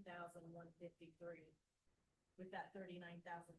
For which line item? The full-time, for their full-time, because it took the, grounds foreman at $39,929. And I thought that was just an increase for one of the other three groundskeepers positions. Is this in general labor? They're all lumped into All general lumped labor. into Lumped in general together, labor. So that's kind of hard. Yeah. That's why we didn't, You think we can in the future separate them out? I think we asked last year for it to be separated out this year. And it didn't. Let's do We- that. Yeah. Separate them into like groundskeeper and grounds foreman and full-time and part, just have them a separate line because it gets real confusing. 'Cause Yeah, we it have makes that, it a lot easier. especially with a new position, grounds foreman, have it a new separate line would help us. So the number that you just read us, Debbie, is that including the part-time increases? That's not, no. Okay. We do the part-time increases that way.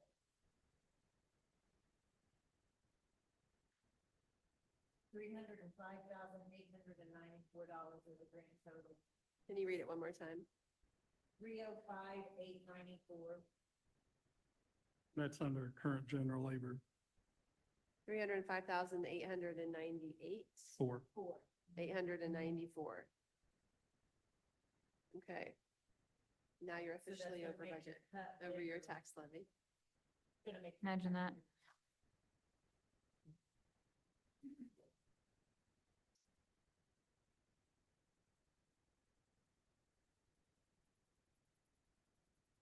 How important is your new position this year? I've got it. Can I ask a question pertaining to insurance? Okay, so we have the line item for the insurance, and I realize it was increased to 60,000.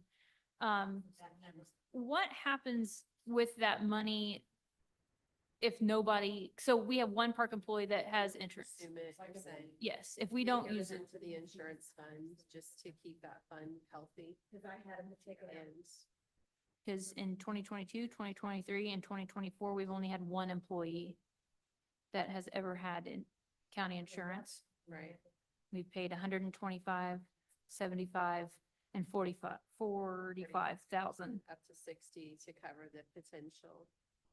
I think it's possible, Shannon may disagree, but if that insurance fund stays healthy, we might not have to pad the extra person next year. It's possible. I don't know. If you don't have big. And like I said, I haven't checked these charges. I didn't. Go ahead, Rita, what were you gonna say? Well, if we don't have people that have cancer and things like that. Right. Well, we don't have anyone that's taking the insurance. Well, we have one, I'm sorry, we have one. One of the things I'll share with you about the insurance is we calculated current employees and retirees. Okay, And when we got as close as we could, we were almost $70,000, including retirees at the park. And we decided to absorb the retirees as much as we could into the general fund. And the park does have several retirees Yeah, on I the don't have the- insurance.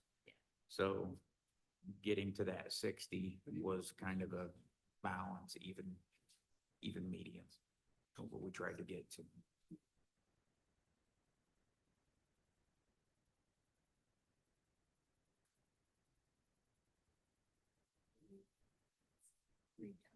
No, I don't know how many retirees that they, I mean,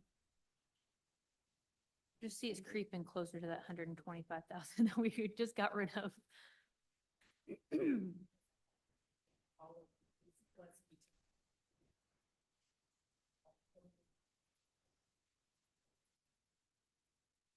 What was the? I'm not sure. I don't know, they went back and forth on them, so I'm just waiting until, because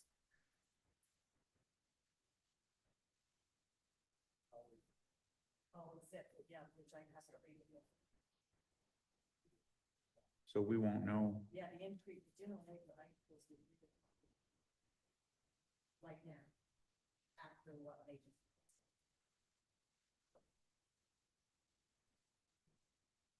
So how does that impact what we are going to need to do to make this budget equal to what was submitted to the state? I think the easiest thing to make it equal the submitted budget for the state is to make general labor equal what. That's my personal opinion. It's Casey's budget.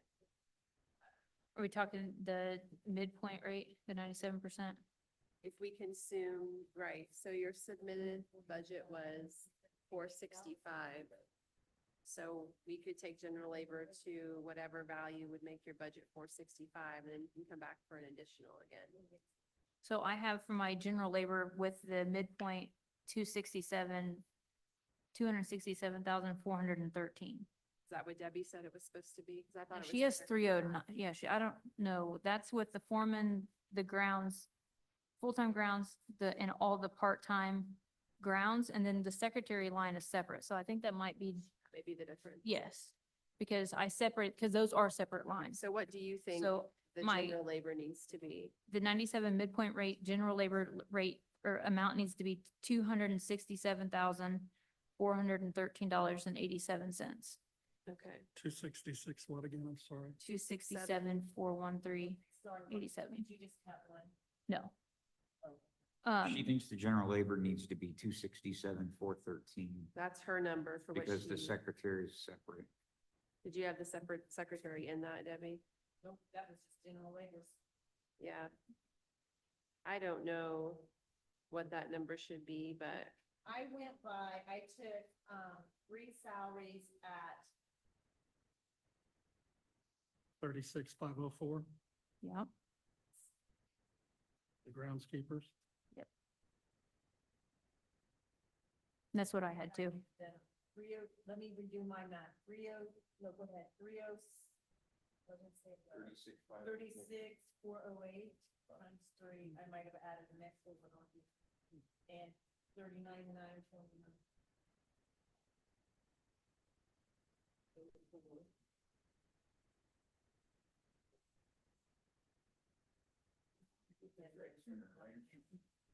Bound to determine to get it right. what, this number? Plus. I'm just waiting for greatness to happen. For what to happen? But can I talk to you too while they're calculating the number?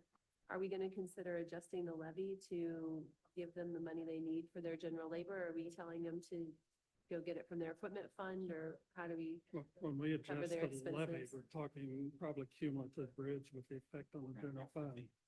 So We're gonna have to make some adjustment to what those levies look like, but I Okay, don't that's know what I when the think too. appropriate time is. Chad may to do that. We remember. can't do Cume Bridge till next year, but we could do the health and park split now. If we needed to give them $50,000 or $60,000.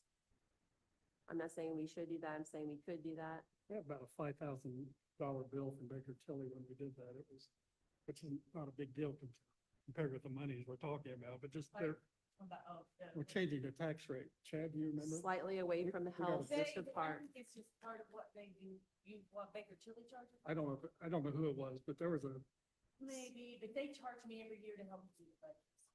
And I Okay. usually pay that out of my budget, It's- just because it's my help. I rescind that statement. It's not significant.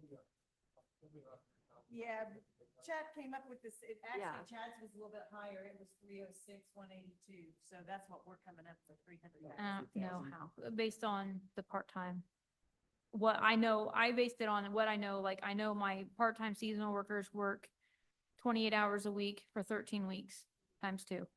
My grounds work 28 hours a week for 26 paychecks. So, Right. so I did that, and same with my ranger amounts on that. So that, I mean, that's what I Yeah. plan. So I'm not, I like mine better.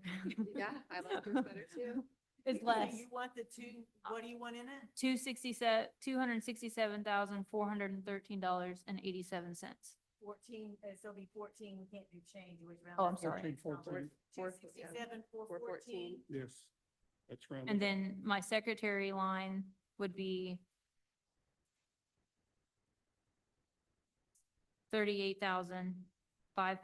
38,567.88. And that, Sir. that What one, was it? Secretaries is what? $38,568. is that one Is that one person or? person? Okay, so she has the other secretary up there, and that's the new That's the- 97%? Yes. So what's- 38 Can you plus? read it? I didn't do anything part-time. Yeah. Okay. Read that one more time. 38,568. 38,568 in secretary. Yes. And That's the, superintendent, 551,961, we have the same thing there, because it's just one person, right?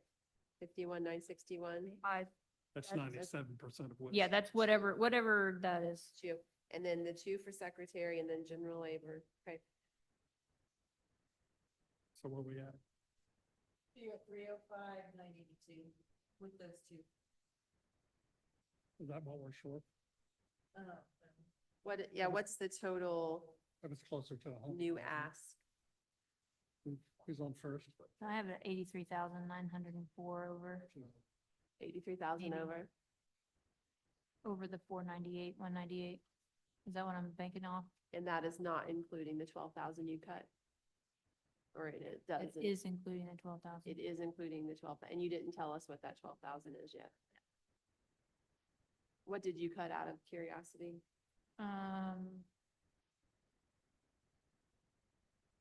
Office supplies, janitorial supplies. Move those are already in the Yeah, other one. Postage, printing, okay. laundry and uniforms. That's what she's getting also, only she has already identified about $12,000 to cut. Can you read that 80 number again? 82,795. Okay. So I think, Casey's suggesting pulling much of the, some of the smaller expenses into, she'll pay for them from her park rental fund. And I think we're gonna have to adjust the levy. Angela has over $200,000 of unbudgeted funds, not that she wants us to come take them, but. And I did pull the You can't roll ordinance. your eyes at me like that. You have to say Uh, something no, out loud if I I have to just talk said, into the mic. I told her when she was here, we weren't gonna ask for part of her excess money. I told her we might consider discussing the levy split. Well, right now, after all the discussion since, I side with you. But I didn't have that information last week. Can we move some of her budget to, her rental fund? Yeah, I think she's identified 12,000 for that. And I did pull the ordinance too. We cannot use payroll for that. Can't use payroll for it. So I have that for the rental fund. I cannot use payroll for the rental or out of the rental fund. Yes. It says, acquiring any equipment or supplies necessary to maintain or improve Memorial Park. So you could hypothetically pull the supplies, the gas, the tires, the garage and motor supplies, janitor supplies, and you've already done most of that. You've done yeah, 12,000 of it. I cut out the 4-H barns too. That was 5,000. Okay. Which obviously we all know that desperately is needed. Yeah, we heard that last hour.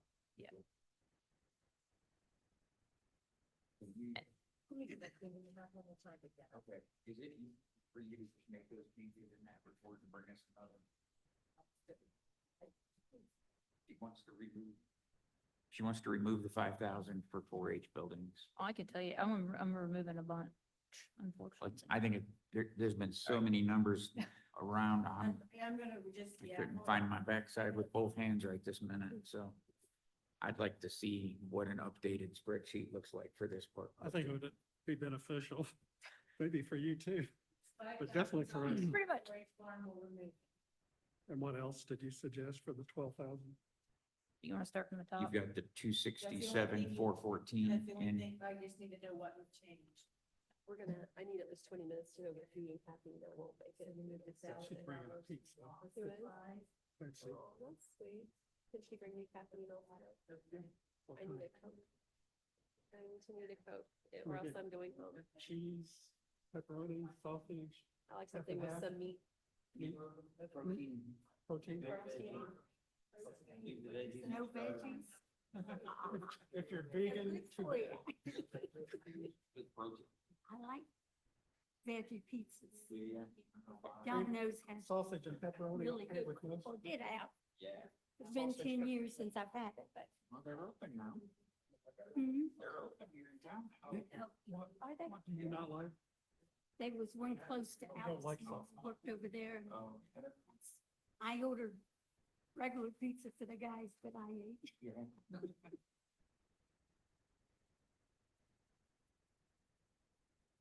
But I blew up on the pizza. Do you want to get caffeine? She says she has to. I'm thinking I might need something stronger than caffeine. We can go any further with this, year, we get this done. That's fine. Yeah, we need. Sheriff said at 1:15.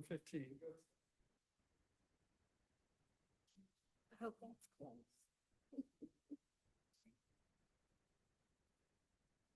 Is that pop machine downstairs actually work? I have no idea. It didn't used to. We'd like to have new ones if you know of anybody that, Has money? We used to.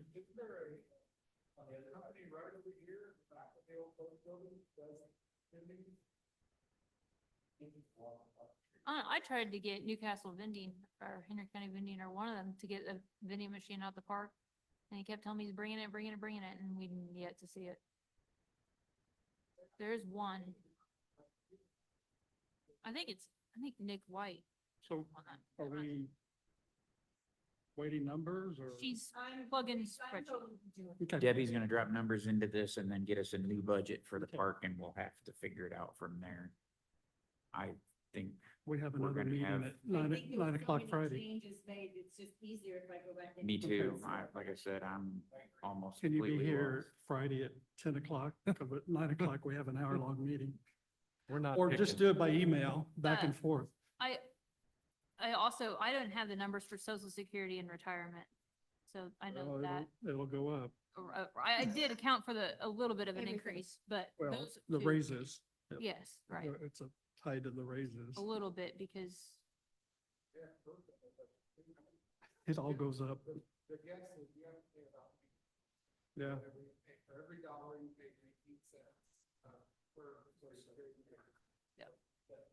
which majority of our full-time didn't increase, so that the three full. Right, yeah, It'll be mostly on you and the secretary. And the new position. What was your decision on the new position? I've been pushing for that since 2022. You what? We've been working towards that since 2022. So you're holding tight on the new position. It's been a lot of hard work to get to at least to get it, to see it on paper. Are you talking about your rental fund or what? No, the foreman New position. Foreman position. Okay. She's, Actually, they started it before me, I think. And it got handed down to me.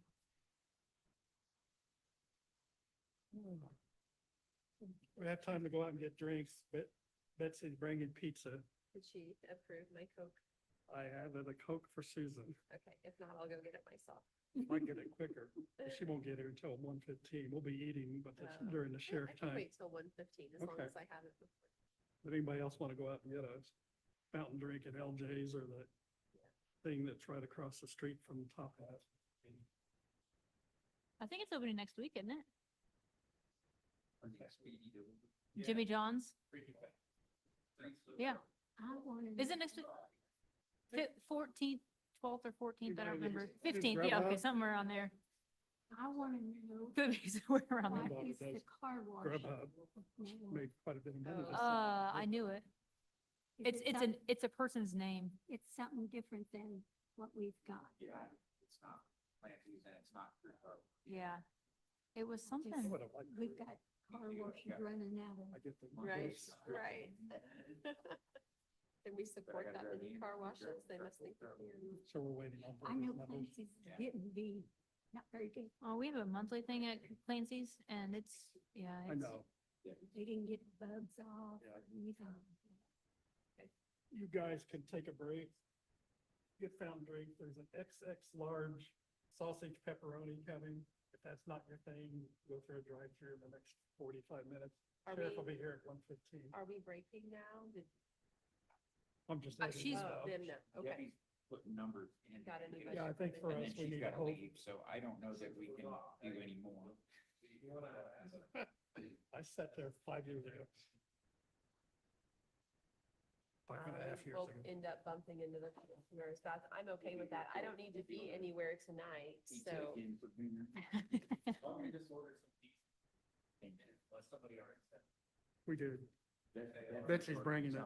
She's coming at 1:15. She's bringing pizza. Okay. But probably, yeah, one Need to help XX pay for it, large but and a she's- Coke for Susan. Bless her. Okay, don't need this last page. Oh, yeah. I need it for food. Well, total. So bottom Shannon, of the second page. are you in the doghouse at home for leaving your wife today or? No, I'm good. I actually have family over from Ohio. They got in last night, Okay, so. Actually, only give us Took one. care of her today. okay. The chair incident. Yeah. She. You guys sent it She's out? sleeping in. Yeah. Actually, we did. Yeah, she probably. So I'm hoping she's okay. You just got that notification that. No, I haven't. No.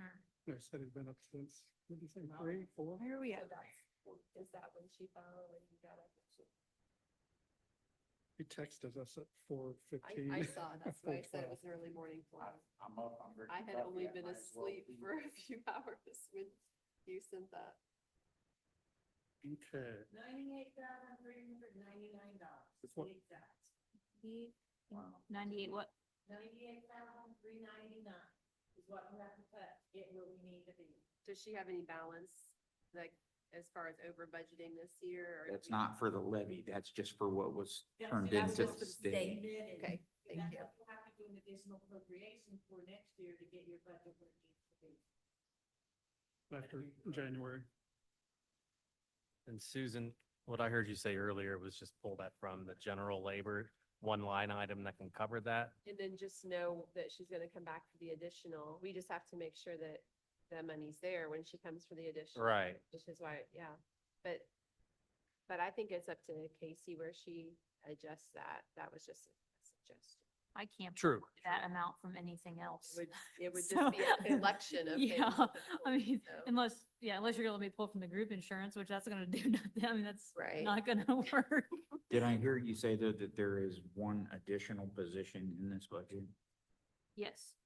So if your levy and your budget does not support one additional position, I don't know how we can budget for that. And that was my next question is what was that? What would that pay?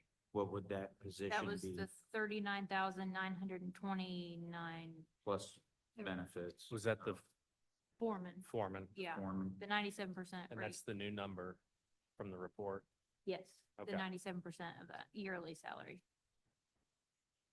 I mean, I know you've been asking for it every year. I'm not I understand. discouraging you. I'm trying to figure out a way to live within our means. Now, you I know we also talked about this, so I put this in my email. I, again, am all for raises for my employees, but to pay my part-time seasonal positions, $6 more an hour than what Summit Lake is paying is a little drastic to me. I think Were we they get a considered in part-time that? flexibility before. So that part-time is, I mean, that amount, I don't think we've made any decisions on part-time, but I understand they were part of the comparables, right? right? We have had we've had some feedback in the past from other department heads that they didn't feel that the part-time wage needed to go up as high as what we had allowed. So maybe that's our approach. We could allow up to the 97. Allow the department We head allowed, yeah. that flexibility. Department head's discretion on part-time. We made a recommendation, 90% of the department heads went with that recommendation. I think it's currently $15. There's been a handful that say no. Right. We didn't say you had to.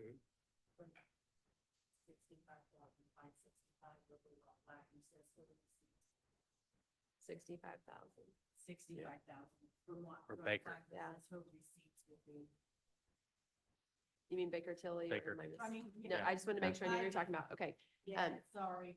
So I think we should have her take the 15,000 into the park rental and adjust the levy for the other 50. But it doesn't have to be that way. That's just my thought on it. I think that's legitimate. I think we need to have a similar conversation with the King Bridge. Right, that will just But- trail next year, but I think it's legitimate to, I'd feel a lot more comfortable if we had any adjustments made before we approved an additional person in the budget. yeah, is that what you were saying to her just now? Yeah. I came in on it. If we can make those changes and then, after we have and we, numbers. yeah, we could do an additional next year. When that happens, I guess I'm just making the budget what it is in anticipation of something else passing. That's why we raised income taxes before we tried to. I guess I feel like we're getting the cart before the horse. I don't disagree with your request or anything, but I would rather be much more comfortable that we have dollars and cents to make it happen than put it in the budget, put somebody in that job and then go, oh, wait, we don't have dollars and cents to make that happen. So that's my concern. Does a full-time foreman reduce any of the part-time seasonal work necessity in any way? I mean, yeah, it could for sure. Because that's another full-time position. So that's a 35-hour work week when I've just been paying the part-time 28 hours. So, I mean, I could eliminate. It's just more of the thought process. This is a joke. You get a labor foreman, that one person, we pay them over 58, they're exempt and you just work them to death. No, just kidding. That's why I say it's a joke. Kyle has solved all the problems for the park budget. My tongue in cheekness is spread. So is our message that for now, we're not funding that new position until we can have the discussion about the tax levy? That's how I feel about it. That's how you So feel I about need it. to take that out of this, that 39,000 and of this. Let's get 267. consensus first. Yeah, I'd be. We still have 5. Thank Kyle, you, Debbie. Kenan. So So Shannon's suggestion was that we not fund the new position until we have the conversation and I guess agree to the tax levy change. well, that is also reasonable. I Okay. understand his rationale, and I probably would feel more comfortable myself. So when will we have an answer about that? So what'd you say? I said, I don't know. We're still Hey, trying to you get answers on You today's sounded really problems. smart with that suggestion, so I came back for more. Our special meeting on Friday, I think is gonna have to have a meeting after the meeting For more budget discussion. for more budget I don't have discussions. a problem with that. Which Why? part of it? I know. I'm gone and I don't have anybody else to sit That's in. fine. On Friday? It's just gonna be a discussion. We'll take good notes. Well, Somebody so tell she's us how to saying broadcast it or. not to talk about the tax levy, or you don't want us to have any You're of the just talking about conversation? Tax levy, you're not talking about budgets. Well, I there think might we- be some things we I haven't don't pinned down, know. but 99% we should have pinned down today. I'll keep them in line. Okay, because I don't have anybody to sit in That's here. fine. It's just me now for a while, so. Okay. We won't do Can somebody anything set too up the live crazy. stream for us or train Yeah, Shannon I to? can have Bobby, maybe Bobby will come in and do it, or I can show one of the girls, or the instructions are here. It needs to be set up for our hearing at 9. Yeah. So if we just keep it going until 10, no, probably 11. So am I supposed to take that position out of here? We still don't have, we Should be still don't decided However you wanna have weigh in. consensus. Between 9, So no, I between wanna 10 and look at 11. where it's at now. So. I you- think yes. We feel, Shannon, do you feel like we need to sit down and talk with Angela before we do it? Is that what you're? I do, Okay. and I would And like I'm to good have with that. some discussion with Baker Tilly on Okay. how Then process and all then that. I agree with that as well.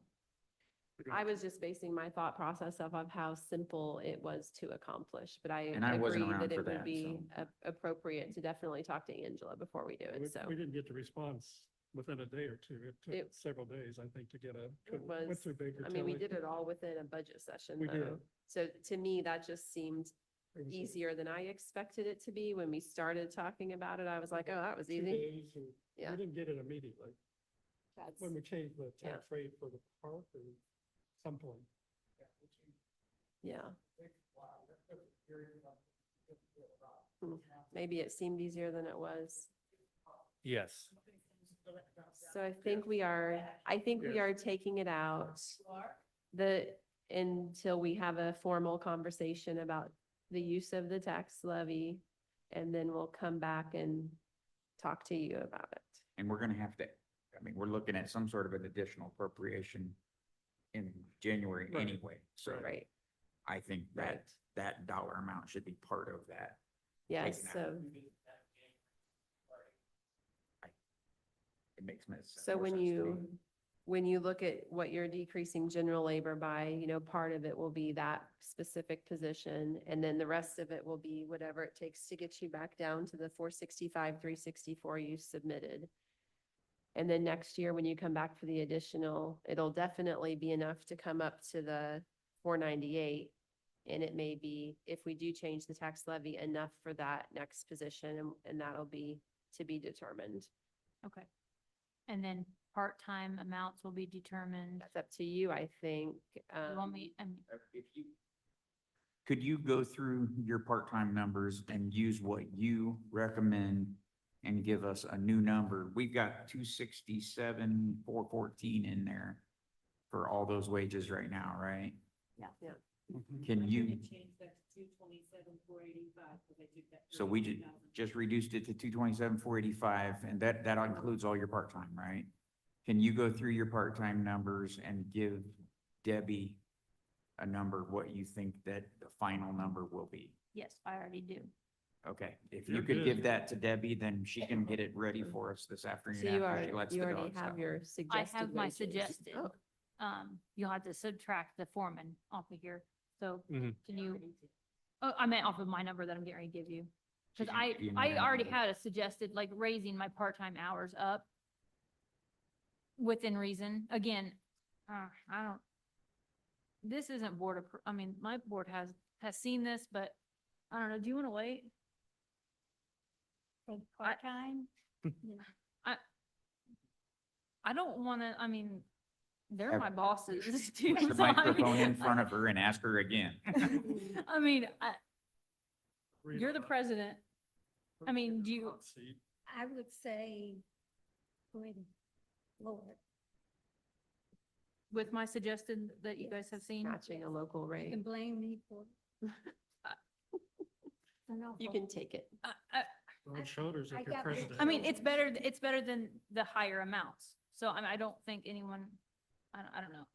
We had a pushback from one park board member. You so- probably won't be the only department head that suggests this, so I think what you're doing is fine. Very likely not the only one. Yeah, it's not a, yeah. Okay. and this is what you are recommending. No, This- this, which is some of these That's are. why you sent us yesterday that Yes, spreadsheet, right? yeah. So, can you subtract for me, or someone subtract for me? This amount, I took your number down to because mine should be even, actually, mine is- 227, I think. okay. But Two, we did not end up cutting it down to where we needed to be the budget. 200, 485.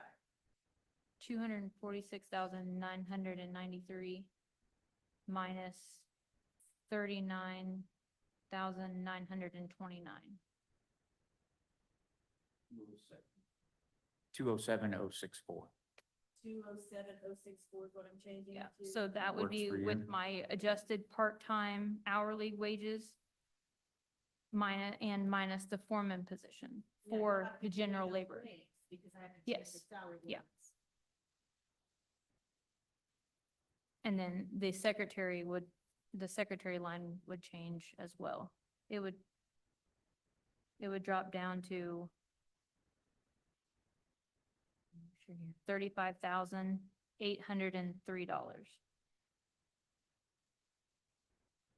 You repeat that one more time, 35. 35,803.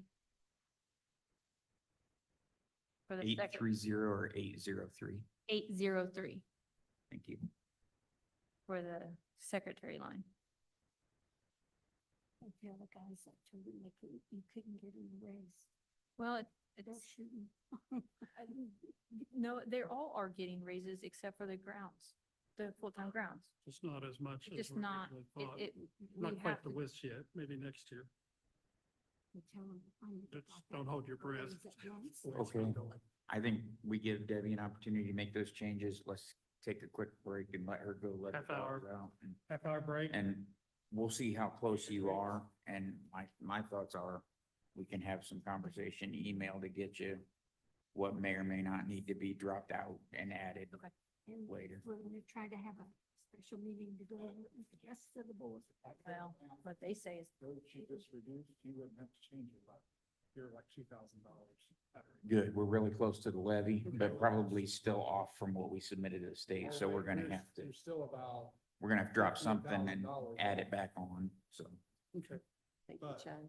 According to the paperwork Debbie showed you, there's 200 plus thousand in starting cash available too. There's some balance, yeah. From Baker Tilly. And then there was some balance in the park rental, so. So, yeah, I mean. taking Thank those you numbers for your down, it gets it patience. totally close. Thank Thanks Thank for you guys the for- double budgeting sessions. You guys always are willing well, to. we know, I Jada? fully expected, I don't think we've done a single budget session But we yet, always get so. there, so that's yeah. a good thing. $1,284 that need to be cut to take it to. Submitted to the state. In addition. And an additional appropriation in January. Okay. 35,284. That's closer than what I think we've ever. But managed. that is with taking out the new position. So we would need to discuss the levy change if we were going to give her her new position next year. Yes. Right? That would be required. if that were the case. that number does not. I don't think so. I don't think so. And if we have any questions, just text. Show you how we know. Thank you for coming back and the additional information you gave us, working with us. You've been very flexible. Humid. When it's. Half hour back here. She's not bringing drinks except for Susan. That's how we know when it's humid. I'll give you some dollars, you don't bring me back. That's That's what I did last time. Murphy? Murphy Building, where? Justice Center. I heard you were running over, give you money. That's what I heard. Oh, you did hear Take that? take order, was it $1? Dollar will get you What's a dollar? half a Yeah. drink, You Ken. you can't even buy a 25-cent pack of gum for Can't $1. even get the dollar Coke at McDonald's. I think I'm just gonna go to the Elks, All right. have 3 beers real quick. I think if Susan wanted caffeine, I was thinking something a little stronger.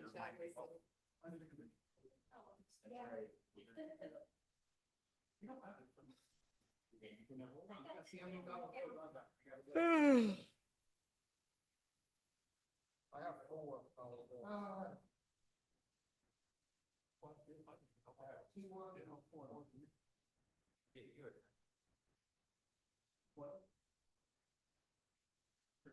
I got a couple of more ones. Kyle, you doing? Huh? Gonna go get pop. I don't have any cash, so We can take care of it. We can take care of the cash. that, if you're grabbing something, I'll take a Coke or a Dr. Pepper or something like that. Machine over. Oh, there's a machine? Okay. Here's an extra dollar for one of them. Then I'm out. Thank you. I have $4. Diet Coke. Take that times 2. two guys that, I think that's You got that's it. fine for me. One for me, one I'll for wait Doc. for- So- Dr. P, so. Apparently that You want- machine's broken. I'll wait for the one that sees getting me. About having more money, I got more money, but I don't have any more Wow. water. Anything smaller than, bigger than ones. I put $4 Sorry about for taking somebody. two phone I calls put at an my extra. mom's. You gotta take them. I've, like happens even while we're here. Nice. That's not good. Thank you, Mike, for doing that.